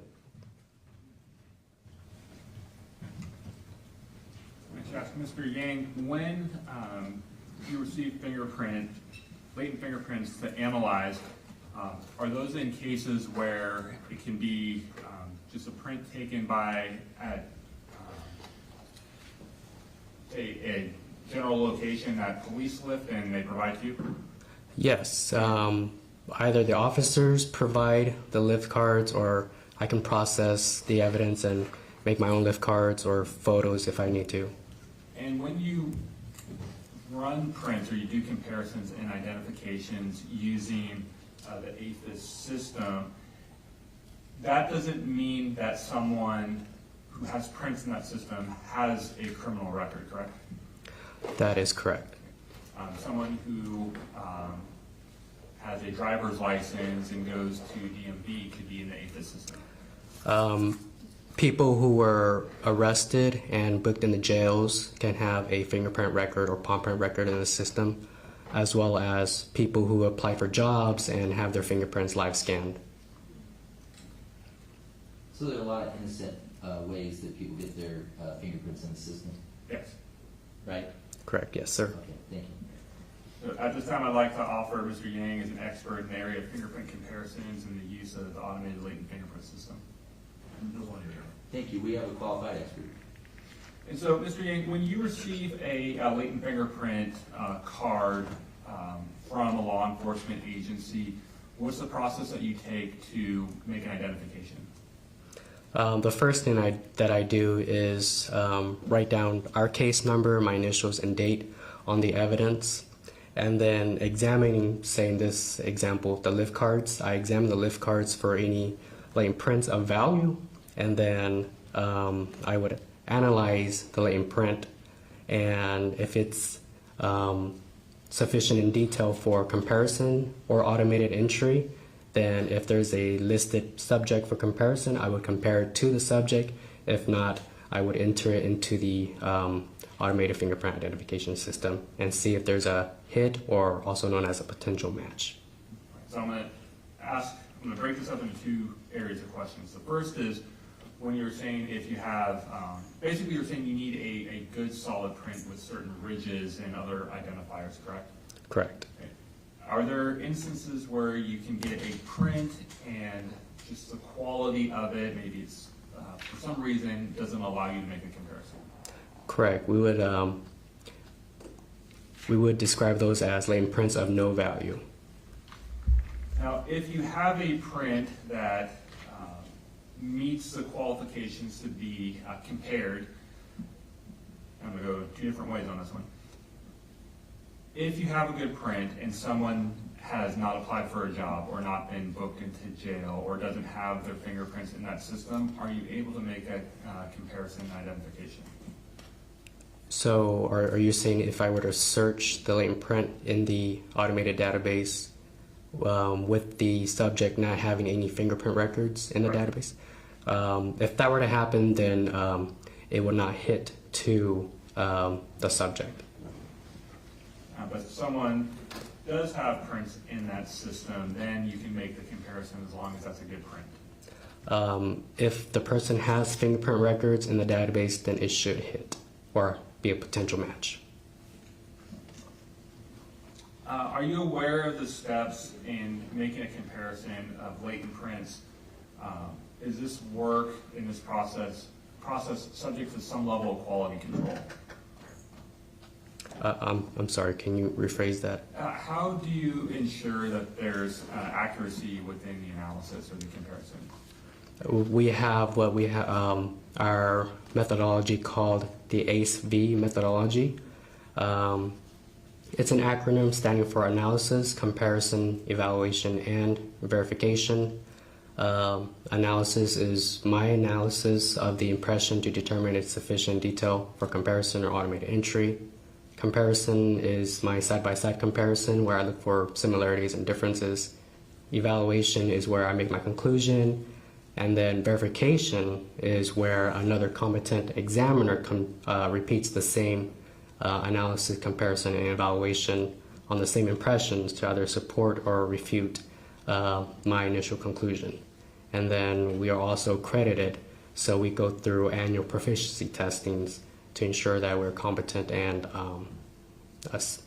excel in our job duties. And so in bringing you back to this case that you were subpoenaed for, did you receive a series of latent prints from the Davis Police Department on May 1st of 2023? Yes, I did. And were those received, or were those sent by Danielle Lewis with the Davis Police Department? On May 1st, yes. At that time, did you take these latent prints, and you had 3 of them, is that correct? 3 latent print lift cards. Were any of those prints of a quality that would allow you to do a comparison? Yes, I observed 1 latent print that was sufficient detail for comparison and automated entry. And if you can recall, were you able to tell what finger or hand that print came from? I knew it was a palm print, but because of the detail, it was difficult to determine the orientation of that palm print. Now, at the time when you received that latent print, did you compare that through the California ID automated latent print system? Yes. And did you also compare that latent print to the FBI's next generation identification system? Yes, I did. And those are 2 systems that you regularly use in the course of your employment with the California Department of Justice? Yes, sir. At that time, when you received the prints on May 1st of 2023, and you ran them, were you able to make an identification through a comparison? From an automated search, no. On May 3rd of 2023, in the evening hours, did you speak with an investigator, Stephen Jurgensen, about, well, let me step back. Were you aware of the stabbings that had been taking place in the city of Davis over the course of April 27th, 2023, April 29th, 2023, and May 1st, 2023? I was only aware when I was assigned to this case. And did you receive a call on May 3rd, 2023 from investigator Stephen Jurgensen? Yes, I did. And did you receive information, or was there a request to rerun that latent print through the databases? On May 3rd,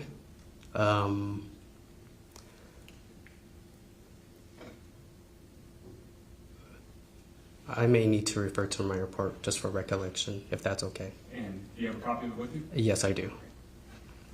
With the Don's permission? Yeah, go ahead.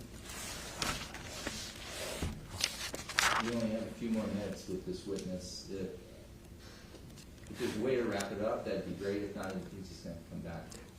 So on May 3rd, I just made the comparison to the deceased victim. It was May 4th where I talked to the investigator, Stephen Jurgensen, about making a comparison to the subject he provided information to me with. Did you make a, well, let me ask you this. Based on the conversation, did you make a comparison to a Carlos Dominguez? On May 4th, yes. On May 4th? Yes. Right, now on May 4th, so going back to the latent prints that we were talking about that you received from the Davis Police Department, did you run those prints and get a confirmation and identification of a specific individual? I didn't run the latent print into the automated database, but with the information that Stephen Jurgensen provided me with, I logged into another database called the Department of Justice Automated Archive System, where it has the fingerprint records of people who were either arrested and live scanned in the jails or applied for jobs and were live scanned. So I retrieved the subject's fingerprint record or palm print record, and then I compared the latent print to it. And at that point, you were able to make that identification? Yes, I did. All right, and so just to be clear, when you went through that process, who did you identify that latent print that we talked about? Who was it identified to? I made that latent print to Carlos Dominguez. And did you attribute the date of birth to that with the information you had? Objection, foundation, that's the Assistant. When you run the database or run these prints through the database, does it associate to the information, or is it linked to the information if someone is live scanned through a jail or through an employer? I believe it does, but it's a lot of numbers that's beyond my scope. It provides me a name and date of birth and SID number of the subject. What's SID? SID stands for State Identification Number. It's a number that indexes an individual's person's history record. And that's information that you include in your report that you generate? Yes, sir. So I'm going to show you People's Exhibit 23. Ready to approach, Your Honor? Okay. And Mr. Yang, do you recognize People's Exhibit 23? Yes. Is that a report that you generated as part of your latent print analysis? Yes. And you're familiar with that report? Yes. And does that report capture the analysis you did of the first one where you got no identification, and then what we just talked about where you attributed that latent print to Carlos Dominguez? Yes. Do you make that report in the regular course of your duties? Yes, I do. And did you make that report the same day or close in time to when you performed this analysis? Yes, I did. And are you familiar with the way that report is made and prepared? Yes, I am. And are you familiar with the sources of information that are used to generate that report? Oh, you're talking about the information on the report? Yes. Yes. And as you described earlier, did your report go through the same quality control checks to ensure its accuracy and reliability? Yes, my report was technically reviewed and administratively reviewed by my supervisor. Thank you. No further questions. Okay. Any questions? Very briefly. Okay, briefly. Sir, the fingerprints that you compared to the latent print, those were the fingerprints taken from Carlos Reales Dominguez when he was arrested and booked in Breaux County Jail on May 3rd, 2023? Are you talking about the known impressions that I compared the latent print to? Yes. On May 4th or May 3rd? I'm just asking, the prints that you were given prints belonging to Carlos Reales Dominguez. Yes. When were those prints taken, if you know? I don't know when they were taken, but I retrieved them on May 4th. And you can assume that Mr. Reales Dominguez was arrested and fingerprinted on May 3rd. When you did tests prior to May 3rd, you didn't find any matches, correct? I did not find any matches. And the latent print you compared, are you giving the information where it was taken from, or are you just given a number that identifies it? I was given information on the back of the lift card of where the latent print was collected from. Okay. And just so we're clear, where was the latent print you matched collected from? The Black Path brand water bottle. Now, you never saw the water bottle, you're just relying on what was described on the latent print, correct? Correct. I have nothing further. Thank you, sir. And one question, so we don't have to call Mr. Yang back. Go ahead. Mr. Yang, are prints, latent prints, unique to a specific individual? Yes, latent prints or fingerprints are unique and persistent. Unique meaning that no two different fingers of the same person's or any other person's are the same. And persistent meaning that fingerprints are formed prior to birth and remain naturally unchanged during the course of one's life until decomposition. Does that include palm prints as well? Yes. Thank you. I think we're done, right? Just clarify, this was a palm print or a fingerprint that you mentioned? A palm print. And can you tell which palm from the, you can't tell right or left? During my initial analysis, no. Okay. Thank you, sir. And after your analysis, was it right or left? When I made the identification, it was the left palm. Thank you. Nothing but. Okay, we did it. All right, Mr. Yang, thank you very much for your testimony. Have a great day. Thank you. You Thank too. you. Ladies and gentlemen of the jury, this trial will continue Monday at 9:30. And it's important to remember the three-part admonition at all times. Have a great weekend. Don't form any opinions. Don't discuss. Don't research. And I'll see you Monday. Thank you, folks. Thank you for your service this week. Off the record.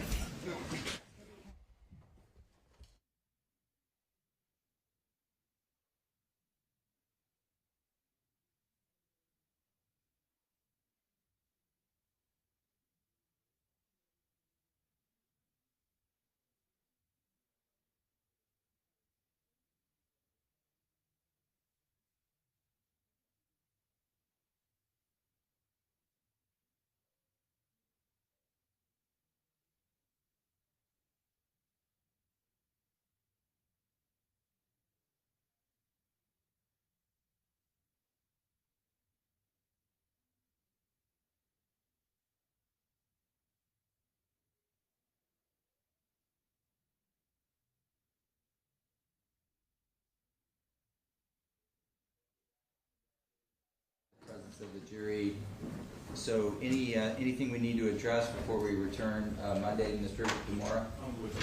And can you give me the names of the witnesses that you anticipate calling on Monday? I do have to make a couple of arrangements, because I moved people around today, so we could adjourn early. But what I could do is over the weekend email the court. Okay, I understand, thank you, and I appreciate you being flexible with the court. And so when you get that, please email it. Sure, we'll do. I appreciate it. Anything for the defense? I have no objection to the motion eliminated regarding playing the entirety of the video, so. Okay, right, so that's a motion eliminated that was filed May 9th. How long is the tape? I think it's just under 19 minutes, Your Honor. 19 minutes. Okay. Mr. DeMora, Let's meet and confer regarding a time to do this. I'd like to do it at the end of the day. I mean, this is really a collateral issue at this point, and I don't want to compromise having witnesses called. So maybe we can get to it towards the end. Find a time to put it in. Mr. DeMora is talking with me about maybe just leaving it be and not doing anything, which may be what we end up doing. Yeah, maybe. I mean, listen, with respect to Ms. Guillory, I mean, she's a victim of a crime, and she has very limited information about this situation. And she testified, and both sides had a shot to explore that. And I really think that we're getting into a collateral issue that's really not central to the work that our jury's going to do. So that's my view of it. But anyway, I would allow you, if you decide you want to do it, to play that tape. Okay, great. We'll see everyone. We have no reason to be here at 9 o'clock then. So I'll be walking out, checking on you at 9:15 on Monday. Thank you, folks. Thank you. Have a good weekend. You too. Off the record.